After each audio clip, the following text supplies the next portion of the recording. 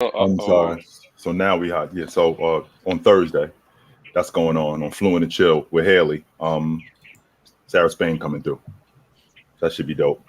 You guys ready for this mega 100K episode? Once we hit 100K subscribers, 100%. If we hit 100K, if have we not hit it already? There's no guarantee. We haven't. It's not if, Mars. It's when we do it because we're gonna do it. If. Just like if Jabari Smith turns into Trevor Ariza, even though Trevor Ariza been looking real nice recently. Even though he's not Trevor Ariza, I think he's better than that, Mars. He's been looking real nice recently. I definitely think you shortchanged him. I'm liking Trevor Ariza. Trevor Ariza is a solid. That's a solid comparison. Exactly. I'm liking Trevor Ariza. I don't know. I don't know about Trevor Ariza. And keep in mind, young Trevor was all right too. Young Trevor was all right. But I wish him go head to head with LeBron in high school. That's not a slight on Trevor Ariza. Wait a minute. Hold on, Miles. I'm not saying that Trevor Ariza was whack, but I'm talking about the number 2 overall pick in the draft. Number 3 overall pick in the draft. And I think he was a little bit coming in. I think he was a little bit more. I think he was a little less polished, but I think he had a much better upside than Trevor Ariza. Trevor Ariza, I think he played 3 years at UCLA. And this kid there's higher expectations, but you know what? You need guys like Trevor Ariza. You need those guys on your team if you want to win. So, but not at the third pick in the draft. I mean, on this Rockets team, on this current iteration of the Rockets and what they're trying to do, I can see him having to play a Trevor Ariza role, but his ceiling, what he could be if you put him like a Jeremy Grant role, like if he end up going somewhere to prove it, he can prove he can ball. I do believe that. He got not to mention. But Damo, the draft pick, I get it. I get it. The draft pick really, for me, the higher the draft pick only means the higher the expectations. Mm-hmm. Anyone who actually watches will know there's a lot of guys who get picked 1, 2, 3, 4, 5, 6, 7, where the outside world is looking at them saying, well, because they were picked 2nd or because they were picking 3rd, the expectation is high.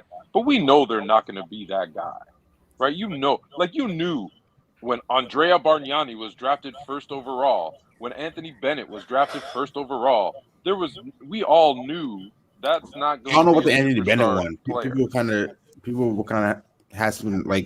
were hyping Anthony Bennett up a little bit. Anthony Bennett went 1. I thought he was going to be that one. I didn't know what was going on. But at UCLA though, did you guys watch him at UCLA? Who? Not much. UNLV. My bad. UNLV. Did you guys watch him there? No. He was. From what I've seen, going back and watching, because I needed to see why there was a justification for him going 1 after seeing what happened in the NBA. So I went back and watched. Even at UNLV, he was good. He was a lottery pick. He wasn't, Mars. Not the number 1 pick. No, he wasn't. He was not a number 1 pick. He wasn't even a lottery pick, Mars, to be honest with you. Think so? I can understand the top 14 pick going on. Okay. So, if you're saying 14, so we're on the back end of that. I was thinking he's not a top 5 pick. I didn't see top 5 pick going back. I was thinking top 10. Yeah.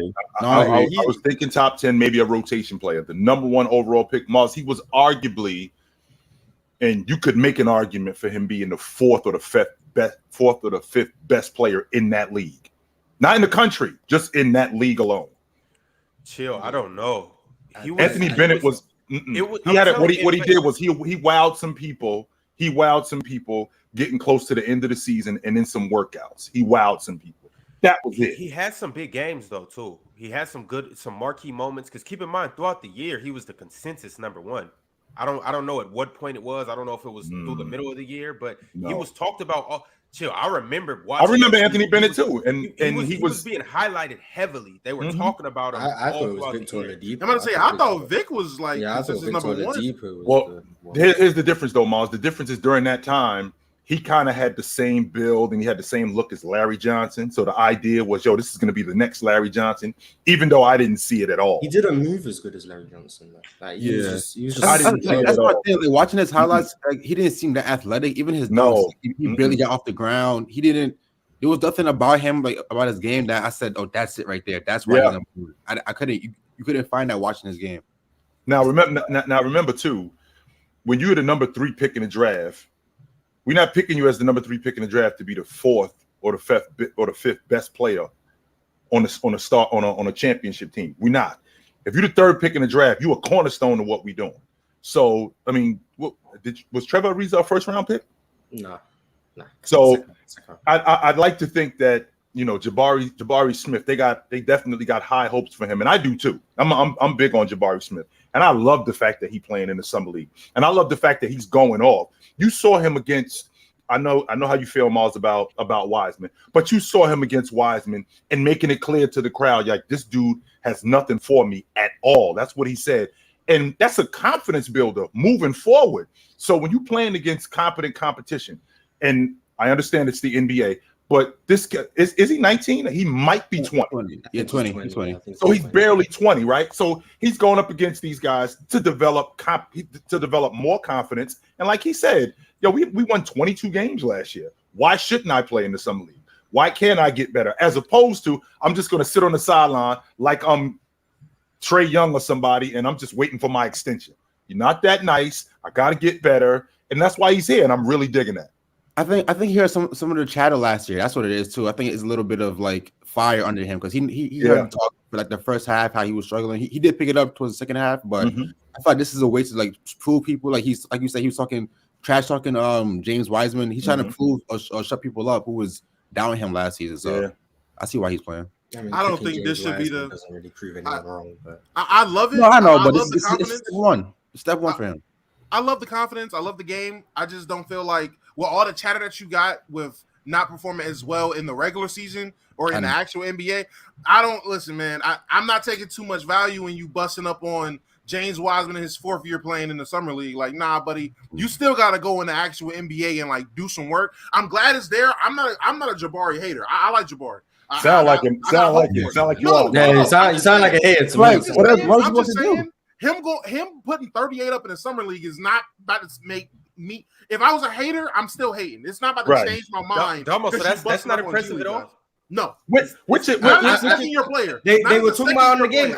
Anthony Morrow had 47. I'm sorry, but Anthony Randolph was dropping 41. Like Burkon Korkmaz had 40. He's an NBA Marcus player. Banks had 40. Like I'm not. Yeah. You in the second year going off in the summer league. No, all second year guys. Anybody that's played an actual season of NBA basketball, you should look a level above. If you look at all the other Max Christie, he's looking good.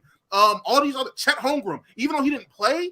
Him still like having that year of development and him still being a dog. He's a dog anyway. But second year guys should look miles above everybody else. If you're not, you shouldn't be in this league. James Bouknight, say ni hao, buddy. Yeah. You're not about to last too much longer. Thank you. He's terrible. Isn't that the idea though? I mean, even though you're a second year player, so considering the fact that I'm a second year player, I'm considered a vet now because I got a year under my belt. And there are some of these guys that have played in the NBA though. So it's not like he's playing against just all rookies. No, there are guys who played in the NBA. Now, really quick to transition, Mars, you brought up Bouknight. This kid Hawkins in New Orleans already looked like he better than Bouknight. Already today. He looked like another one I knew was not going to be good. If these two dudes, if we walked out and training camp open today and we had to pick between the starting two guard, that's my starting two guard over James Bouknight today. No question about it. James Bouknight's a shooting guard, Killian Hayes. That's what he is. He does nothing good. And the worst thing is, he doesn't know he's not good. That's what makes it worse. That makes it even worse. He thinks he's good. Like I watch him just refuse to pass the ball because he thinks he's Kobe. And then he just throws up the most nonsensical shot known to mankind, and then he misses, and then he wonders why he doesn't get on the floor in the NBA. But now, Damo, I want to make sure I'm reiterating this, that I'm impressed in the summer league because of the work. The fact that he went for 38, I'm not tripping on that. He could have went for 20. I want to see the improvement, right? And the fact that he's actually getting with the Houston Rockets, so now he knows what they're looking for from him. They know what we're looking for from. They know what they're looking for from him. He knows what they want out of him. That's what I'm looking for more than anything. And the fact that he's putting in the work. I mean, he did make the all-rookie team. It's not like, we talking about a guy who was fringe. I mean, he was awesome as a rookie, right? He just got the job. And I personally think he's going to be an all-league defender at some point. And I think that he could be an 18 to 22 a game guy. I think that's pretty damn good. I said this to you already, Moss. He reminds me of Derek McKee, except he a better scorer. That's who I see when I watch him. With the number 3 pick, would you be happy with Derek McKee? A better version of Derek McKee? Yeah, I'm good with that. I also do want to state the fact that a lot of number threes flop. Let's not get that mistaken. A lot of number threes flop. So if you could get a Trevor Ariza as a number 3 pick, like it's not gonna move you, but at the same time, like when you compare, a lot of number 1s flop, a lot of number 2s flop, my point. a lot of number 5s. So if you could get a Trevor Ariza, that's better than nothing. Like when Chill says, when you're picking a third, you're expecting a cornerstone of your franchise. I'll steal his line. Sometimes I want to drive my car into a telephone pole because some drafts aren't that deep. Some drafts don't have a legitimate even number 1 overall pick. You have to pick somebody. Some people pick on potential, on hope, on dreams. It's just, yes, we want to pretend like it's a 3rd overall pick, so he's going to be a cornerstone. That part, sure. But some drafts are just, they're duds. The whole draft is a dud. It happens. It happens. I don't think that's happened. Martin number 1. I'm not saying this year. I'm not saying this year. No. I'm about to say I don't even think that's happened in the last since I want to say since probably 2015. I don't think we've had a dud draft class. Really? So if you go through the last 5 years of the draft and you look at hold on. Listen, let me say the question first before you answer it. So you go through the last 5 years of drafts. You're telling me there's not going to be guys that were picked 10, 15, 20, 35 that aren't bumping up into your top 10? Well, no, would that make the draft class a dud? No. That's why I'm saying it's when you're that expectation. That's what I'm saying is that you don't know. You're hoping it's going to be a cornerstone, but sometimes. And no, that doesn't make it a dud. But I would say if we go back, you don't think we go back the last 10 years, half of them are duds? I'm looking right now. I think 2013 was a dud. I think 2013 was a dud. 2013 was the last dud. 2013 was the last 10 years. All right. What's the NBA draft class? 2013. If you look at the 14, 15, let me ask you forward, what's considered? I don't think 2016 was a great draft class, to be honest. What's considered a dud? I mean, 2013 has Giannis. Outside the top 3, it gets kind of like you got Brandon. That's not a that's not a dud. That's somebody outside. Giannis outside the top. If outside the top 3, on 2013 is Rudy Gobert, Giannis, CJ McCollum. That's somebody not doing their homework though. That's all that is. Yeah. And then it falls. Yeah, it's not a lot more. I would say for a dud draft class, I would say, and this is just off the top of my head, you got to have if there's not at least 5 good to great players in that draft class, I would say it's a dud.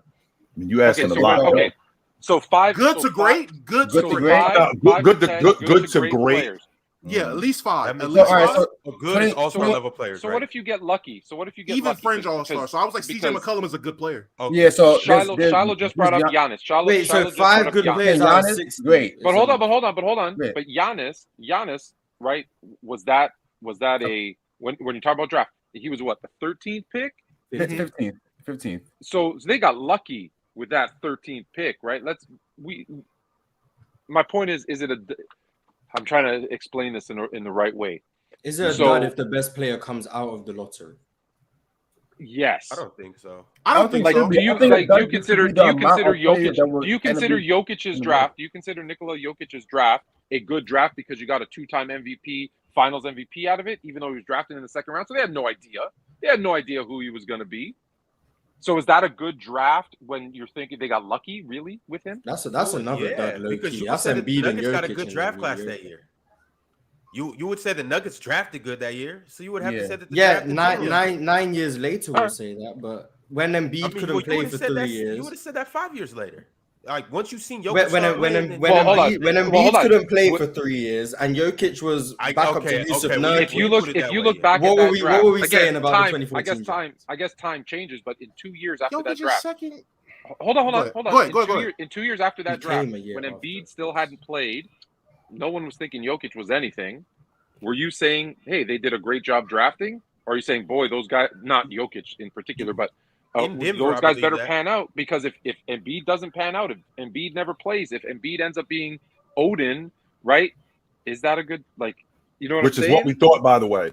Which is very much what we thought. We were having those conversations, right? Yes, we were. But if you're looking at Denver, his rookie year, if you get a guy out the second round give you 10, 7, and 2.5 assists, out the second round, you're already going to be like, all right, well, that's already more value than I got for a second round guy. And then going into a second year, you're giving 17 and 10. You got a 17 and 10 guy in the second round his second year. You're going to be like, you drafted well. Like, I don't know. I don't know. 3 years after he was drafted because he stayed in Serbia for another. But still, when he played, it was 3 years. Even when he played. All right.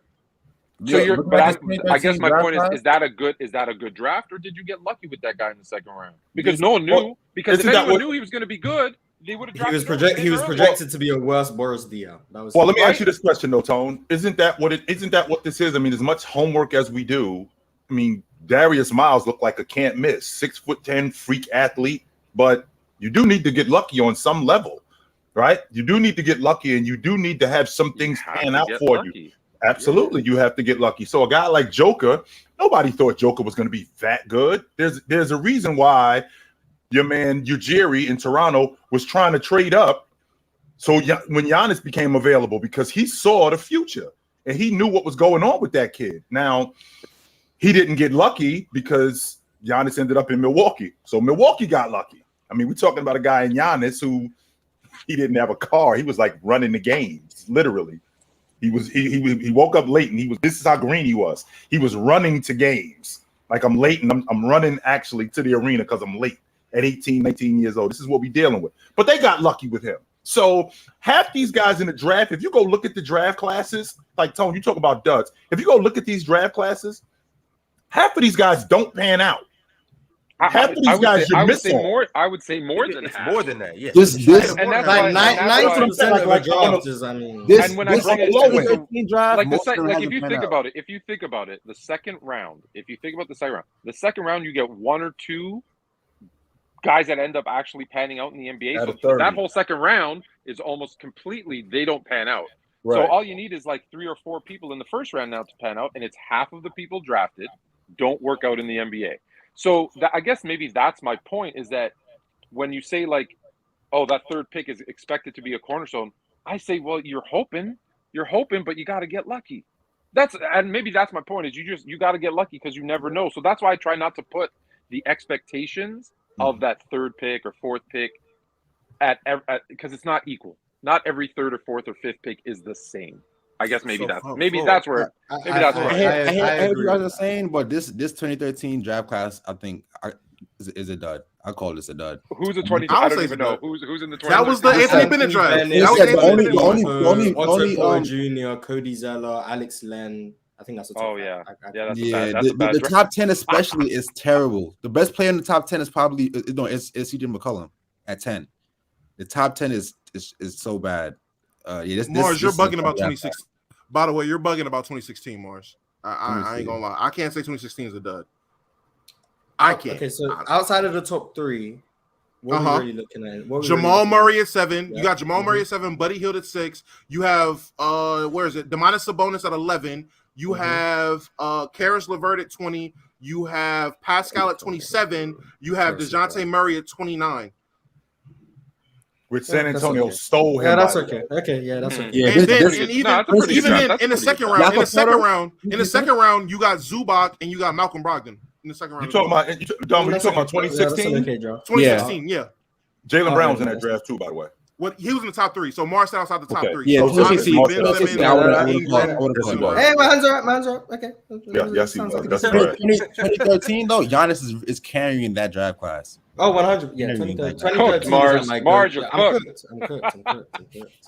It's a bad week, man. I think it was Ben. I think that draft in 2013, Ben McLemore, KCP, Otto Porter Jr., Cody Zeller, Alex Len was all top 10. Well, that goes back to Tone's point about, in the draft, you might be there's not anybody specifically that the best you player love is CJ McCollum in the top 10. Right. So, okay, at the number 3 pick, this might be, but more than likely, Tone, the number 3 pick is going to be a cornerstone. Sometimes, like 2013 draft, that would be the exception, right? That would be the exception where you don't have a really deep draft class. But for the most part, if I'm picking a guy in the top 3, this guy should be a huge part of what we're doing. I mean, like the 96 draft. Was it 96? No, I'm sorry. The 97 draft. 97 draft was a good draft. I mean, Keith Van Horn went number 3 in the draft. Or was it 96? No, it was 97. Yeah, and there was expectation with Keith Van Horn. Right.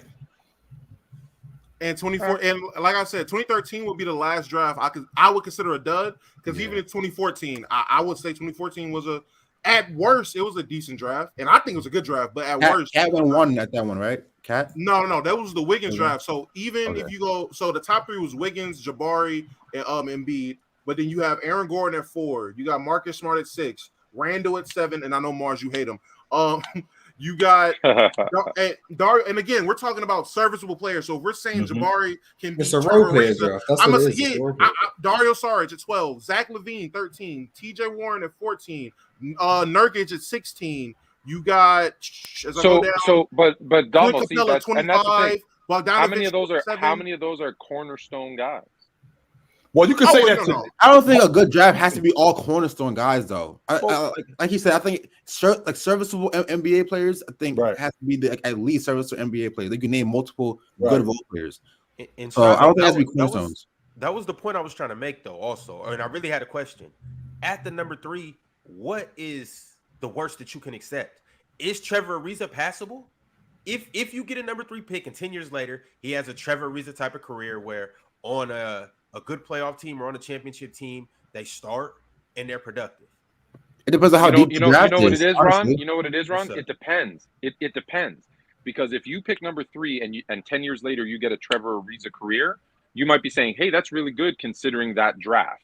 Or you might be saying, damn, number 4 is a 4-time MVP, 3-time NBA Finals MVP. So I'm saying it depends on how deep the draft is. It depends on how deep I get that, and that happens every year. We compare picks, but I'm saying, it's comparatively. Like if luckily Bob's not here. Think about Bob. For prior to last year, if you go back and look at the Kings, everybody after the Kings pick ended up being like the guy. Poor guy. And so it's like, so were their drafts good? No, they were horrible because of who got picked after them. That does matter. That does matter. I feel like it's team construction. I feel like it matters how you constructed your team in that 10 years and the value of that player with your team. So like I said, with the Rockets, Jabari could end up being the Trevor Ariza for that team because they have so much talent, and if they're trying to compete, that's his role for that team. So if in 10 years you went and I'm not going to say have the bar low, you're a playoff team, you might have made a conference finals, you might have almost or went to a finals or 2, but in that 10 years, you end up having a Jabari Smith at number 3, but you drafted well the year before, the year after, you signed well, and that's just his role in that team. That's fine. It's like Kevon Looney. I know Kevon Looney wasn't like a major lottery pick, but Kevon Looney worked for the Warriors because of everything else they had. If Kevon Looney, if they don't have the run that they have and they don't have Steph, they don't have Clay, it's going like Kevon Looney was just a dud of a pick. But because he was serviceable, because he could help, because they did other things right, the Kevon Looney pick makes sense. It works out for him. So it depends on the team more so. That is a huge difference for sure. A prime example, Tom, would be what you and me argue about all the time. If the Detroit Pistons take Carmelo Anthony at number 3 as opposed to Darko at number 4. Yes. I mean, that's now depending on the crew that he goes to. You already know how I feel about Carmelo Anthony being on the Detroit Pistons. I think Larry Brown would have wrecked him. But what happens if Dwayne Wade ends up at the number 3 pick on Detroit, as opposed to being in Miami with Rip Hamilton and with Chauncey Billups in that team? Is he D Wade? Does he become somebody different? Considering where you go, the system, your coaching, your teammates, all of those things. All of that stuff matters.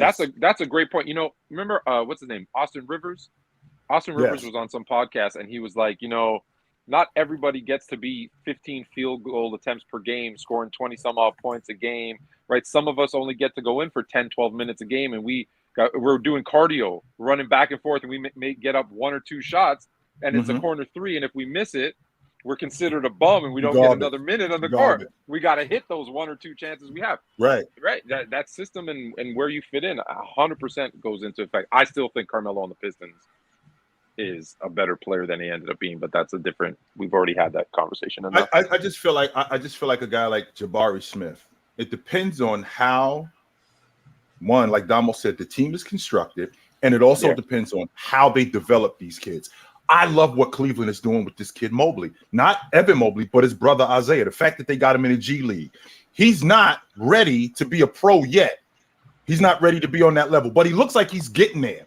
And the way that they're developing him, got him in the G League, got him in the Summer League, getting his confidence up, putting him in position where he could be a better player, as opposed to he's in the Orlando Magic system, he's in Washington's system, and they might have wrecked him, and he might be out the league or out of contention in another year or 2 years, where we're not even talking about him. So the way that I'm a big fan of this kid. I'm a big fan of this kid Mobley. I think that he's a pro at some point, and I think he's going to be good at the next. Your team's developmental program is huge. I look at the team here, across the street, the Raptors. If you look at their players, Fred was an undrafted player. He just got a bag. Pascal was not a highly touted player. OG Anunoby, all of those guys went through the Raptor 905 program and were developed into these fringe star / star players because of their developmental league. A lot of those guys go somewhere else. You never hear of them. Now, they might go somewhere else and they're better. You don't know. But I'm just saying that plays a huge role in it. So good for Mobley. What is it? Isaiah Mobley? Good for him. Is what's going on with Wemby, for example, because like you just mentioned the draft, Tone, is what's going on with Wemby. The narrative changes so quickly. So do we put too much pressure on this kid, or does the narrative just change? And is it warranted? Because it's not like Wemby, it's not like he asked for this, by the way. He didn't declare himself as the best player in the world or the best rookie. He didn't declare himself at any of that. It was all of these people in the draft prospect area that said this kid's the best draft prospect possibly in the history of the draft. So is it our fault to put this kind of pressure on him, or is it warranted? Well, yes and no. So yes, we put way too much pressure on everybody, but it's because of social media and there's so much conversation and all that kind of stuff. Like what was that guy? Who's that guy who said like if Wemby doesn't surpass, what was it like? He said he had an Elijah. He said if he has an Olajuwon career, it's a disappointment. Yeah, it's a disappointment. Like that's ridiculous. So that's way too much pressure. Now, that's everyone else's fault.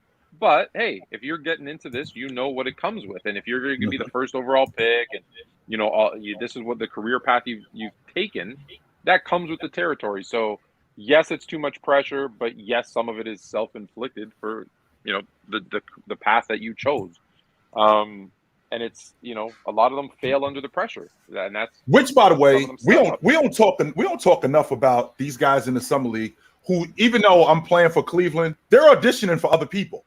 Oh, 100%. Yeah, it's not like I'm on Cleveland and I got to out. That's exactly what it is, Shiloh. That's exactly what it is, because there's somebody, if I'm playing on Houston and I look really good I'm 6'7" and I can guard, there's somebody in Orlando going, yo, what's the story with him? How is he under contract? Can he help us? Because maybe we could get him on our crew.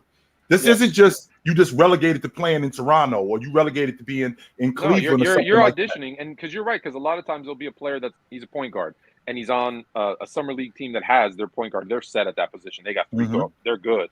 And you're like, hey, we're short. We're a little weak in the point guard position. They're probably not going to sign him. And I know they're already calling up those agents and saying, hey, if Orlando doesn't give him, that guaranteed contract, and they have their deals, like they're waiting, ready to scoop those guys up from those other teams. Absolutely. Yeah. I feel like when it comes to the expectations, like you was talking about for a number 1 pick for Wemby, it's a disservice when it comes from a lot of the fans and stuff like that who don't do their homework on these guys.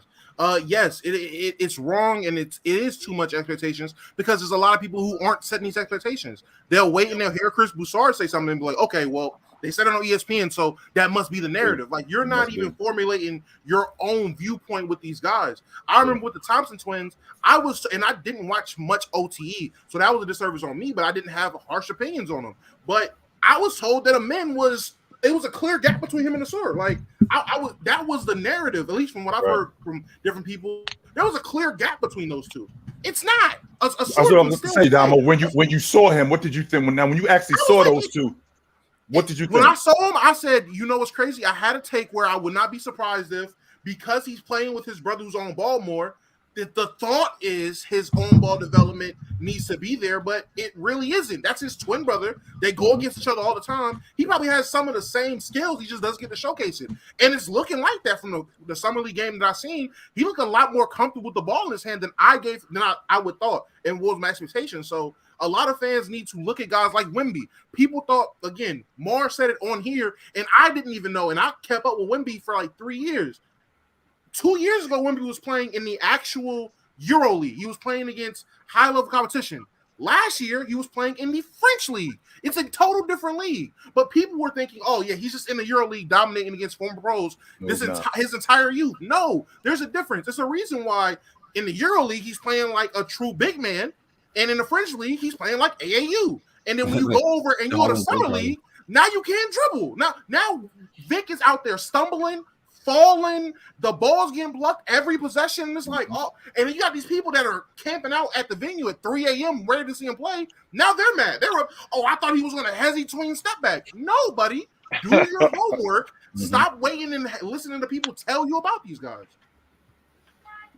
Which I think is interesting too, by the way, when you talk about Wemby, because how the narrative changed within 48 hours. Like the first game, it was nuts. The first game he's a bum. The second game, San Antonio made a mistake. What were they thinking about? He's terrible. And then at the last night, all of a sudden, San Antonio got it right. They got it right. Wemby's going to be an MVP. I'm like, give me a break, yo. That's why you can't listen to the internet, man. You cannot listen. What are you dudes talking about, man? He looked like when a stallion had a new baby. And you see the legs, and that's what he looked like in the first game, where he was trying to figure out how to walk. And then yesterday, it's more like a newborn giraffe, bro. Yes, like you see him like kind of falling over. But then once he looked like he got running yesterday, so. He looked like he knew how to play basketball. Both games, I feel like he looked good on the defensive end. That's to me the scariest part on defense. Whether his offense clicks or not, on defense, him as a help defender or even just as a rim protector, he's looking solid. Tone, I know you don't want to hear this, but me and you've had this conversation a bunch of different times. That's the future of the NBA. Him, Chet Holmgren. That's what the NBA is about to look like in the next 10 to 15 years. So scary. Do you know what really surprised me about him? The defense. Hey, I said a guy that size, if he puts in effort, he's going to block a bunch of shots. So that wasn't. I didn't know how good his mid range was. Yeah, I see him pulling up from like. Yeah, I was really impressed with because most people don't pay any attention to mid range. They don't shoot mid range jumpers, and he was like, "Hey, I can get this shot anytime I want." And anytime he got a little nervous. He's just like, I'm just going to pull up a couple, one step for him, a couple steps for a normal person, one step in from the three and hit this like 16, 18 footer, just easily shoot it over everybody. That actually probably impressed me more because that there's going to be nights where his three is off. You know that there's going to be nights where, luckily in today's NBA, there's not going to be a lot of big guys he's going to have to worry about banging with down low, but there's going to be some of those. And when those nights happen where, your three's not on, you can't get inside, hey, he can just pull up and hit that midi over everybody in the NBA. So if he consistently sticks with that, I love that. I love that part of his game, which I did not know he had. Well, you also got to remember who he tailored his game after. Kevin Durant's his guy. Right, so Kevin Durant is his guy. So the handle, the mid-range game, all of that stuff is tailored over Kevin Durant. So that's but what I'm not going to do is I'm not going to go, he's the next Kevin Durant. He's a taller version of Kevin Durant. Yeah. Easy. It's too early. It's too early for both of those narratives. Yeah, let's chill out on that. He's the best. Yeah. But I understand the mid-range logic. I understand his ability to shoot the basketball off the dribble because who he tailored his game and who he patented his game after. That does make a lot of sense. So I'm just glad we're finally going to have a big man who's in the NBA who, when he falls, people will be more worried than Anthony Davis. That was a relief for me. Every time I seen Vic hit the floor, my heart stopped. I was like, oh my, did it hurt? Like, oh my God, it was crazy. That one where he got pushed in the back a little bit and landed on his shoulder and looked at his shoulder right away. Yeah, I thought something was wrong. Like, did something pop out? Like, what happened? Yeah, like full speed. It looked like something like it rolled or something. He just kept looking at it. I'm like, oh, don't tell me. But I mean, he kept playing. He's a hooper. I give him that. But yeah. Glad Anthony Davis ain't under a microscope of falling anymore. We got a new guy. Yeah. I remember when people said they never saw him get ripped. That was interesting. Let's backtrack a little bit, and we can get back into that, Mars. I do want to talk about each and every prospect because we got to see them all play this last weekend and over this last week. And I want you guys to give me your grade on how they played so far, how you think that they've looked, and whether they've impressed you or haven't really moved the needle for you. So we're right here talking about Wemby, so there's no need in going elsewhere. Let's stay right here. I want to know, between his two games that we've seen him play, How do we feel about him? What would be your grade?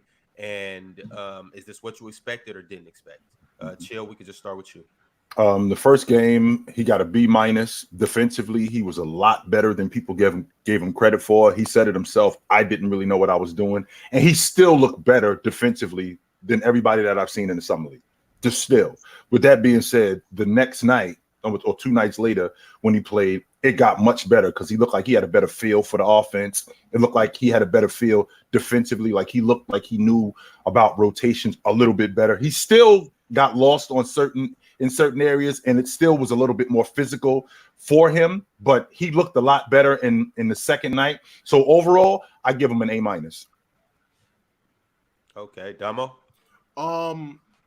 He defensively, he looked exactly how I thought he would look. I went on record saying that his floor to me is Rudy Gobert. So even if the offense doesn't pan out at all, at the very least, he's going to be an effective defender good, at the center. So I seen that.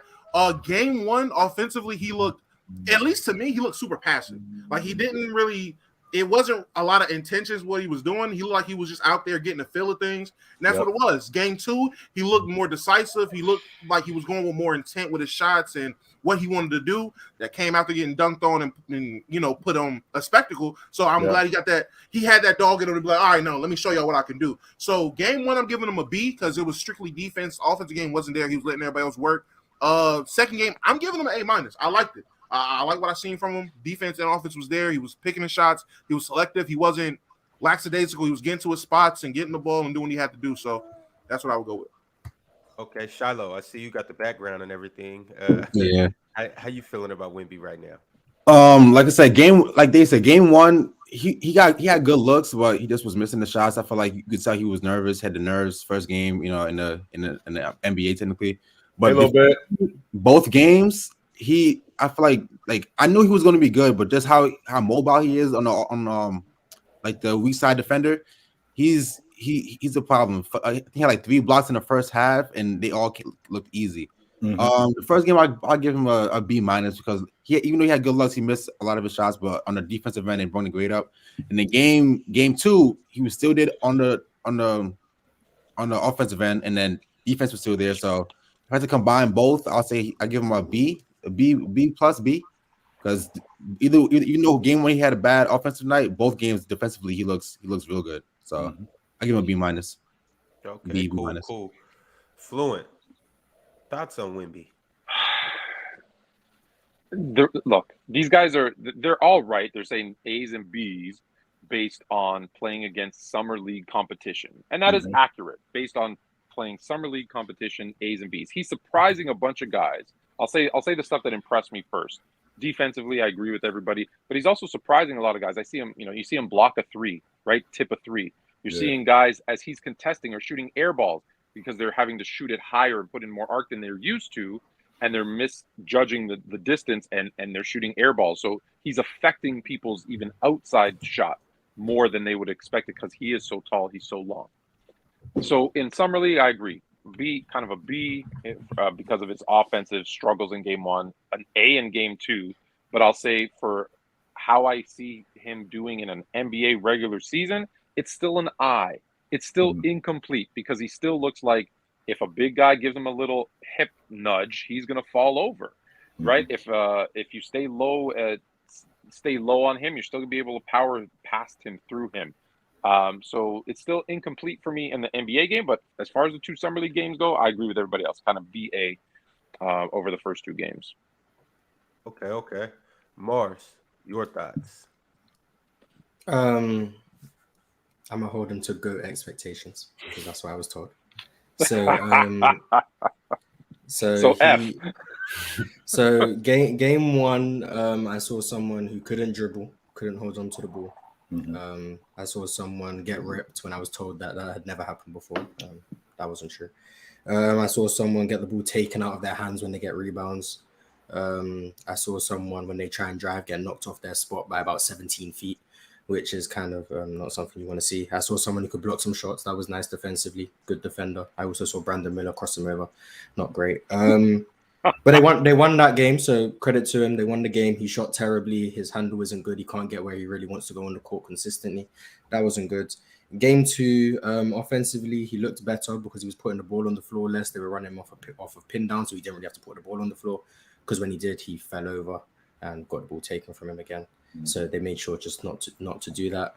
But they lost the game. They lost by 5, and he missed 5 free throws. Unfortunately, if I'm holding you to the GOAT expectations, if he makes his free throws, applaud losing. They don't lose the game. So I'm not gonna lie, Wembanyama, 83% free throw shooter, shooting 7 for 12. I can't accept that. So I can't say that he gets an A for that game either, because if he made some free throws, they would have won the game. So I'll give him a C. I think he's playing at a C. So we holding him to okay, I got you. All right. If this was LeBron James, it wouldn't matter. He had 27 and 10 and 3 blocks. He missed 5 free throws. They lost by 5. So I'm holding him to the standards that people wanted to hold him to. Even though I know they're ridiculous standards, I'm holding him to those standards. I'm not holding him to them standards, Mars. I'm not. I'm being petty, so I'm going. Right. Okay, I can see that. I can understand that. I mean, we're talking about a dude who, like, he just got the job, and sure, like you just said, those 5 free throws could have been the difference in the game. Those 5 free throws could have very well been the difference in the game. And just like those 5 blocks he had, everybody's talking about the fact that he got dunked on. Nobody's talking about the fact that he had 5 blocks, which also was the difference in the game. Because again, when you block 5 shots, I don't care what kind of high flyers you have. I don't care what kind of drivers you got. Guys are less likely to come to the basket when you got a rim protector and a paint presence like that. Because guys remember more than anything, they remember their shot being blocked. They don't remember you goaltending it. They don't remember anything like that. They remember their shot being blocked. And I don't want my shot blocked, especially if I'm in the rhythm of the game. No, I don't want that. So and don't forget, we only count the 5 blocks. Don't forget how many shots were altered. That's the right, point. That didn't get blocked, right? Absolutely. Right, running guys out of the paint. Now, guys not even shooting when they see him, and they're just running out of the paint because, well, he's there. So no. And to Damo's point, I mean, if his floor is Rudy Gobert, I think he won the Defensive Player of the Year 3 times in 4 years. I'll take that. I'll definitely take that. They also lost. Absolutely. And listen, if you want the best Wemby gear, right, and you want to support the San Antonio Spurs, you want to get your Wemby jerseys, etc., go to sportsfluent.com. There's a link right at the top of the page. Get your Fanatics gear right there. Check them out. Sportsfluent.com. W plug. Mm-hmm. All right, fellas, moving along. Victor was the first pick, and Scoot Henderson was the second pick. He only played. No, Brandon Miller. Brandon Miller was second pick. We've already forgotten about him because he's trash. L host. The second pick should have been Scoot Henderson, I think is what you mean. We'll talk about Scoot Henderson. He played limited amount of minutes, but he looked fairly well to me. But I want to know how he looked to you guys. How do you guys feel about Scoot Henderson and what he did? Letter grades and I guess a reflection on his performance. Chill. Once again, we'll start with you. I love his competitiveness more than anything, man. The fact that he's showing that he belongs. He gets by anybody, gets in the lane, could score it with the best of them, plays defense with the best of them. Now, okay, I think his shoulder wasn't as bad as everybody thinks. I think they held him out as more of a precaution, more than he was actually injured. But I'm digging what they're doing with him. I've said this to you guys in the past. I don't remember in all my years of watching basketball when the older guy, when they draft at his position, a high pick, and they hold on to the older guy for long. They don't do that. There's a reason why they drafted Scoot with the number 3 pick, because he's the future. And even though this is summer league, he's showing that he's the future of what they are. Like his ability to get in the lane, control the offense, and just be competitive. That's the thing that I appreciate about him the most. The fact that he's competitive, where he'll turn the basketball over, but he'll get right back in it. He stays positive on the floor too. A guy will miss a shot, and he makes sure that that guy stays engaged and stays in the game. I'm coming right back to you. So I really dig Scoot. I'm a big fan of Scoot Henderson. And so what would you grade him for his one game? For the performance that I saw, I give him a B+. Okay. Mm-hmm. Damo? Scoot looked good. Scoot looked good. I like what I seen. I'm still not seeing generational point guard talent like certain people were telling me. People in my circles that are super big on Scoot. He's looking like the guy that I thought he was, which is a good to great player. So I'm not trying to hate on him in any way. I'll give him a B plus for his game. It was some shots that he took where I was like, you're gonna have to hit those, but it's all development. He's literally a rookie. You got to start somewhere. I don't like how we're just gonna disrespect my guy in Charlotte and act like he's not playing with probably the worst guards in the summer league. This is crazy. I'm sorry, Brandon, that you got. Yeah, Mars, kill that. Kill that. We're gonna get there.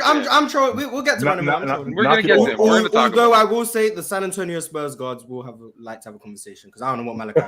Oh no! Watching the Spurs play the Hornets, even though the Hornets still look like they had the worst guards and they were playing the Spurs guards. So I mean, the Hornets have the worst summer league team I've ever seen. Ever. But yeah, B plus. That San Antonio team, Damo. You just the best looking at the ugly chicks. That's all you are. I don't know what Malachi Brandon was doing last night. Even Blake Wesley doing decent on defense, but for some reason they believe that this is their time to shine. They want to start just chucking up shots for some reason. I don't get it, but it's whatever. Shiloh, grades and reflections on Scoot Henderson. Scoot Henderson's probably my favorite player at this draft class. I like his explosiveness, his ability to just always get by somebody. Like in the summer league, no one can stay in front of him. He gets to the rim at will at this point. His ability to get to the rim and pass. I want to see him as a playmaker. I feel like he can still get better. There's some passes that he didn't miss, but my biggest thing with him is his playmaking because he gets by people so quick or so much times that it's always giving opportunities for other people. His jump shot looked better than I thought it would. He got some threes when they were under the screen, some mid ranges, but this ability to get to the rim at will and just find people and also finish, I'll give him a B plus. He's doing what I thought he would do. Mm-hmm. Okay, cool. Fluent. Scoot Henderson, thoughts?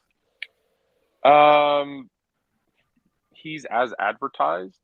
I'm not a big fan of Scoot. I think he's as advertised. He's been playing against most of these guys. Like he was in the G League, right? The Ignite. So I think he's the most of the top picks. He's the most NBA ready. So I expected him to look better or the best of the bunch coming in because he's got the most NBA ready kind of like body, the explosiveness, all that kind of stuff. So, but hold on for a second, Tone. What's your issue with him? Because you've been saying that for a while. You're not a big fan of his. What's your issue with him? He's a guard that's going into an NBA who isn't a good, consistent shooter in an NBA that needs good, consistent shooters. And I think his advantages over the G League guys, and even in this summer league where he's blowing by everybody like they're standing still, that won't happen as often in the NBA when they're actual playing NBA talent. So it'll still happen. His athleticism is still, it's not like all of a sudden he's going to be a dud. He's still going to be very, very, very, very good. But they're going to be better game plans. They're going to be better athletes. They're going to be more guys that can keep up with him. And when that happens, can he adjust his game? I don't know yet. So I give him an A for what he's doing in the G League. But it's like, I think he's going to be a C. Unless he gets a more consistent jumper. He doesn't have to be a great shooter. He doesn't have to be a great shooter. But unless that develops into a consistent shooter, that's what worries me about him. But his athleticism, when he got hurt, that actually scared me the most because you know how I feel about that. When guys are starting getting hurt in summer league, right? It's just like, right? We don't want to go down that path. So hopefully that was just like you said, overly estimated, overly cautious, right? To keep him. And as long as that's the case, I'm okay with that. So that's all. Other than that, like I said, I like Scoot. He's going to be a very, very, very, very good player. I don't think he's going to get to the rim as easily as he's been doing in the summer league. So I need to see now once he gets, like I said, even an average jump shot. Well, now they're going to have to respect that, and then that will make him driving to the basket easier again. That's all. So if he does that, he's good. That's gonna be scary, man. Also, think too, Ron. If he does that, it's gonna be scary because he gets to the rim at will. I also think too, Ron. We leave out the fact he's only 6'2", but he plays a lot bigger than that, and that really helps his game. The fact that he can get in the lane, finishing over the top of guys, he's bullying bigger guards. He's Dwayne Wade-ish, right? An undersized guard who isn't necessarily a great shooter, who just does things, a different way. So. He got that. So that again, that's a good comparison, right? Just think about people are going to say I'm hating on him. I just compared him to Dwayne Wade. That's a pretty damn good comparison. He got that effortless athleticism where it's like, it just doesn't. He makes it look so easy, but it almost doesn't seem like it's real. Like, bro, how do you just rolling at a bit? How do you get up that easily? He just does things and he makes it like Russell Westbrook. Like when he does things, like obviously he's crazy athletic, but he looks like he's trying at least. You know, Scoot it just looks like he just what's more power. Scoot is like let's say power. It has some finesse to it, but it's so effortless. Like I see where you're coming from. Mars. Scoot Henderson. Before I talk about Scoot, Malachi Branham was 1 for 17 last night. Just garbage. I saw that. I saw that, Mars. Trash. Get off the peel. Stop shooting the basketball. Get off the peel. No, just thought I'd let people shooter shoot. Hey, get off the peel. Shooters shoot. 1 for 17. Get out of a slump. Pass the ball. I'll get you a better shot. You don't have to shoot the ball every time you touch it. You don't got to do that. To who? James Booker? Who is he passing it to? Shooters shoot. Just thought I'd let people know that. I need to let people know the Hornets Summer League team is so bad. James Najee, second round pick, who I was high on, is going back to Barcelona. He's like, you know what? I'm okay. He is going back to Barcelona because he's like, you know what? If this is any reflection of what's going to go on in Charlotte, I'll go back overseas. That's how bad they are. I don't want nothing to do with this. This is terrible. No. So, just out of curiosity, is it too early to figure out who Charlotte's drafting first overall next year? Fire. It was going to be that guy from the G League, Matas Buzelis. I feel bad for him, but we'll see. But on Scoot, he looked pretty much how I expected in the limited time he played, like 25 minutes or whatever. I like his willingness to take jump shots, but I also think he settles for them a bit too much. I feel like he should leverage his inside scoring to create jump shot opportunities instead of the reverse. It feels like he's trying to take jump shots to make people step up so he can get to the rim instead of getting to the rim so people will step back so he can shoot. So I think he does that a bit backwards. His playmaking feel is very good. I like him and Shaedon Sharpe next to each other. Defensively, I think there's going to be a learning curve for him, just being able to leverage the fact that he's smaller than a lot of people. So I think he's going to have to figure out how to use that to his advantage and just be really pesky defensively. I don't think he's going to be like elite at any point. But should have been the number 2 pick. Should have been. But in Portland, I like what he's doing. And it's a shame he didn't get to play last night against the Spurs because I wanted to see that. But his backup, DeVoe, I think his name is, very good. He looked very good as well. So shout out to him. How much did he score last night? He went off. I think he had 26. I think I could be wrong, but it felt in the first half. It felt like he could have missed. It might have been. But the fact that he should have been the second pick actually is a good thing because from what I'm hearing from you, Mars, and from what I'm hearing from you, Damo, that's a dumpster fire over there in Charlotte. So why are we bringing him over there? Well, in the summer league, it's a dumpster fire. In the regular season, it might be. It might clean up a little bit, but I still don't think I'll stand on the hill. I'll die on the hill. The Hornets did the right thing by not taking Scoot number 2. You're not playing LaMelo Ball off the ball. Scoot. LaMelo. No, it's a better. Isn't going to happen. Miller is a better. Listen, if they can develop, Miller is a better fit next to LaMelo than Scoot would be, and I think Scoot and Sharpe are probably a better tandem than what Miller and Sharpe would have been. I'm talking about Sharpe. Simons is the guy. No, he's not. He's not. You guys are tripping if you don't think Simons is nice, but it's Scoot. Simons is solid.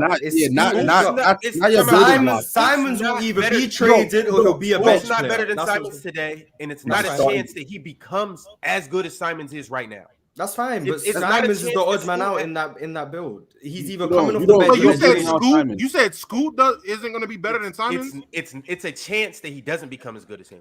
There's no chance. But I meant Thompson's floor is he's going to be better than Simons. Scoot, if Scoot's getting starter minutes day one, he's better than Anthony Simons. So he averages 27 and 7. So he's better than him right now. I genuinely think if you play Simons, he averages 27 and 7. Simons averaged 27?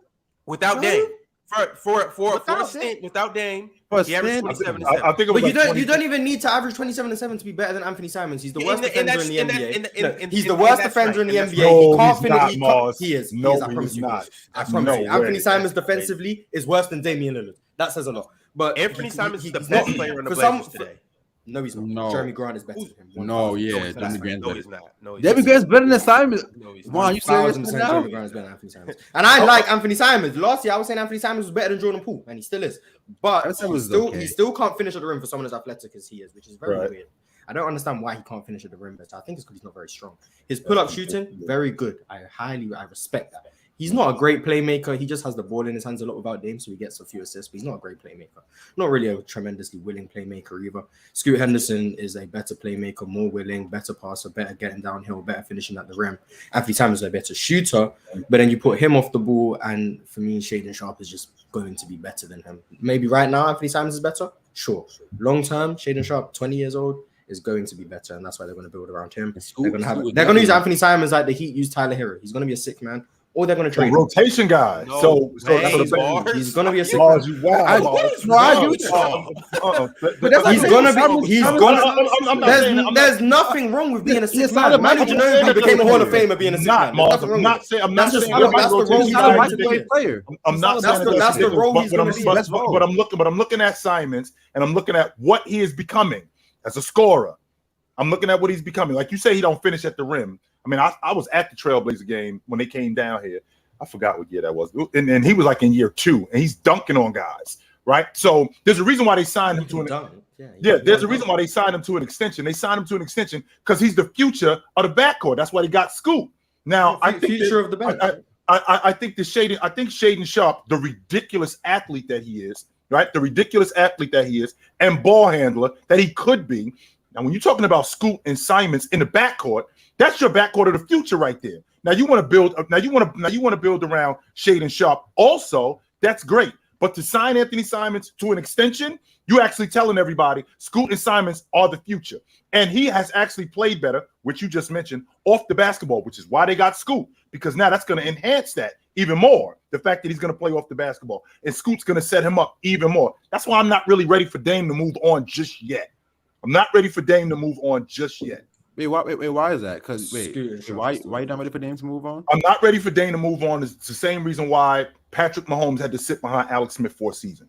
Because I'm not as good as Scoot. I think he's gonna be. I don't think it would hurt him to sit behind Dame for a season and learn the game. I do agree with that. Yeah, okay.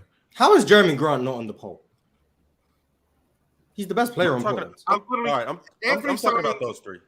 Anthony Simons at peak to me, and this isn't a slight, but it's CJ McCollum. Like that is the peak of his powers. Is he CJ McCollum, Dama, or is he better? Is he a better version of CJ McCollum? He's CJ McCollum that shoots pull-up threes instead of mid-range shots. That's better. That's fine. That's what he is. That's what just so you know, Mars, CJ McCollum had a 6-year stretch where he averaged 20 a game. That's pretty good for my. And by the way, we playing in a different NBA today. So that 20 a game from Simons, that 20 a game from CJ could very well be 23 to 25 from Simons. And if you're getting 25 a game, if you're getting 25 a game from Simons, and you getting another, I don't know, let's say 18, 19, and 9 from Scoot, that's a pretty damn good team to build. That's a pretty damn good backcourt to build around. Pretty damn good. Yeah, 25 from your 6th man is going to be extremely valuable. So Portland's are looking good. I don't think he's a rotation guy. Not that a rotation guy is bad, Mars. I'm not saying that a rotation guy is bad, but I think he's better than that. On this unit particularly, I think he's better than that. He'll probably start this year, but Shaedon Sharpe will be either they'll play Shaedon Sharpe at the 3 so they can have all 3 of them, which would be a terrible idea, or Anthony Simons will be the odd man out. I'm like, you don't think Shaedon Sharpe can turn into like at bare minimum a decent defender and can be at the 3 because he has the size. He can play the 3. I just don't like the Scoot and Simons defensive backcourt at all because Scoot's undersized and Simons is egregious. Scoot might be undersized in terms of height, but he is definitely a stocky point guard. Yeah. I feel like he can be pesky. I see there's the route for Scoot to be a good adequate defender. Mm-hmm. Simons I've given up on. But I just think as a backcourt, I think you'd prefer to have Shaedon and Scoot as a backcourt instead of having Shaedon at the 3. Even though I know he's like 6'6", I would just prefer that. But if they wanted to do it that way, I guess that's fine. But Scoot and Shaedon is still better long term than Anthony Simons. I would like all 3 of them to play together. I think Simons obviously provides the floor spacing for both of them off the ball, and then I think he can also create and be. What I'm saying is I don't know if those 2 will ever be as good of a scorer as Simons is right now. So right now, you have somebody that can average 20. And he's getting better, Sharpe, Mars. Yeah, Sharpe, he's still developing. I do like Sharpe. I'm high on Sharpe. I really think Sharpe can be good, but we'll just have to see. He has to show us in a full season, even in a starting role and in minutes that are, meaningful, and in playing 30 plus minutes a game. Let's see what he could actually do. We still haven't. We've only seen him in limited roles, and we've only seen him in limited time. So I have to see him. Same thing. He started at the end of the season. He looks all right. The same thing with Scoot. Like I gotta see Scoot actually get on there on an NBA floor with, I mean, the fact that Portland he started all 62 games he played last year, giving 35 minutes a night. I don't know how much more unlocked he can. Anthony Simons last season. Oh, I'm not talking about Anthony. I'm talking about Sharpe. Oh, sure. Okay. Yeah, right. But with that, I forgot what I was about to say. That just threw me off. But I mean, the fact that he's getting better. I mean, what is Simons, 21? And the fact that Portland is he 24? I'm sorry, 24. And the fact that Portland did such a great job in tucking him away and developing him, I don't think that we give Portland enough credit for that. And I think he's getting better, Mars. I'm not saying that you're wrong about Sharpe. You are wrong about Simons, though. I think he's good. I think he's very good. I just think being a sick man is just not a bigger knock as Mars. It's way. Rotation guys, but I think Simons is better than a rotation guy. I think you can be the sick man and be the second best player on the team. I just think he's coming on the bench. You can be the second. I agree with Mars here. You can be the second or third best player on a team and still be the sixth man. That's happening. There's nothing like Manu is a great example. I just don't think he's gonna start. It doesn't mean I think he's gonna be the sixth best player on the team. What it is, because I don't see his defense getting better. You don't start your five best players, right? Like we know basketball. You don't start your five best players, right? You start the best starting lineup, and then you have a rotation for certain reasons. And I'm with Mars on this. Shiloh, he has to get better defensively. He has to.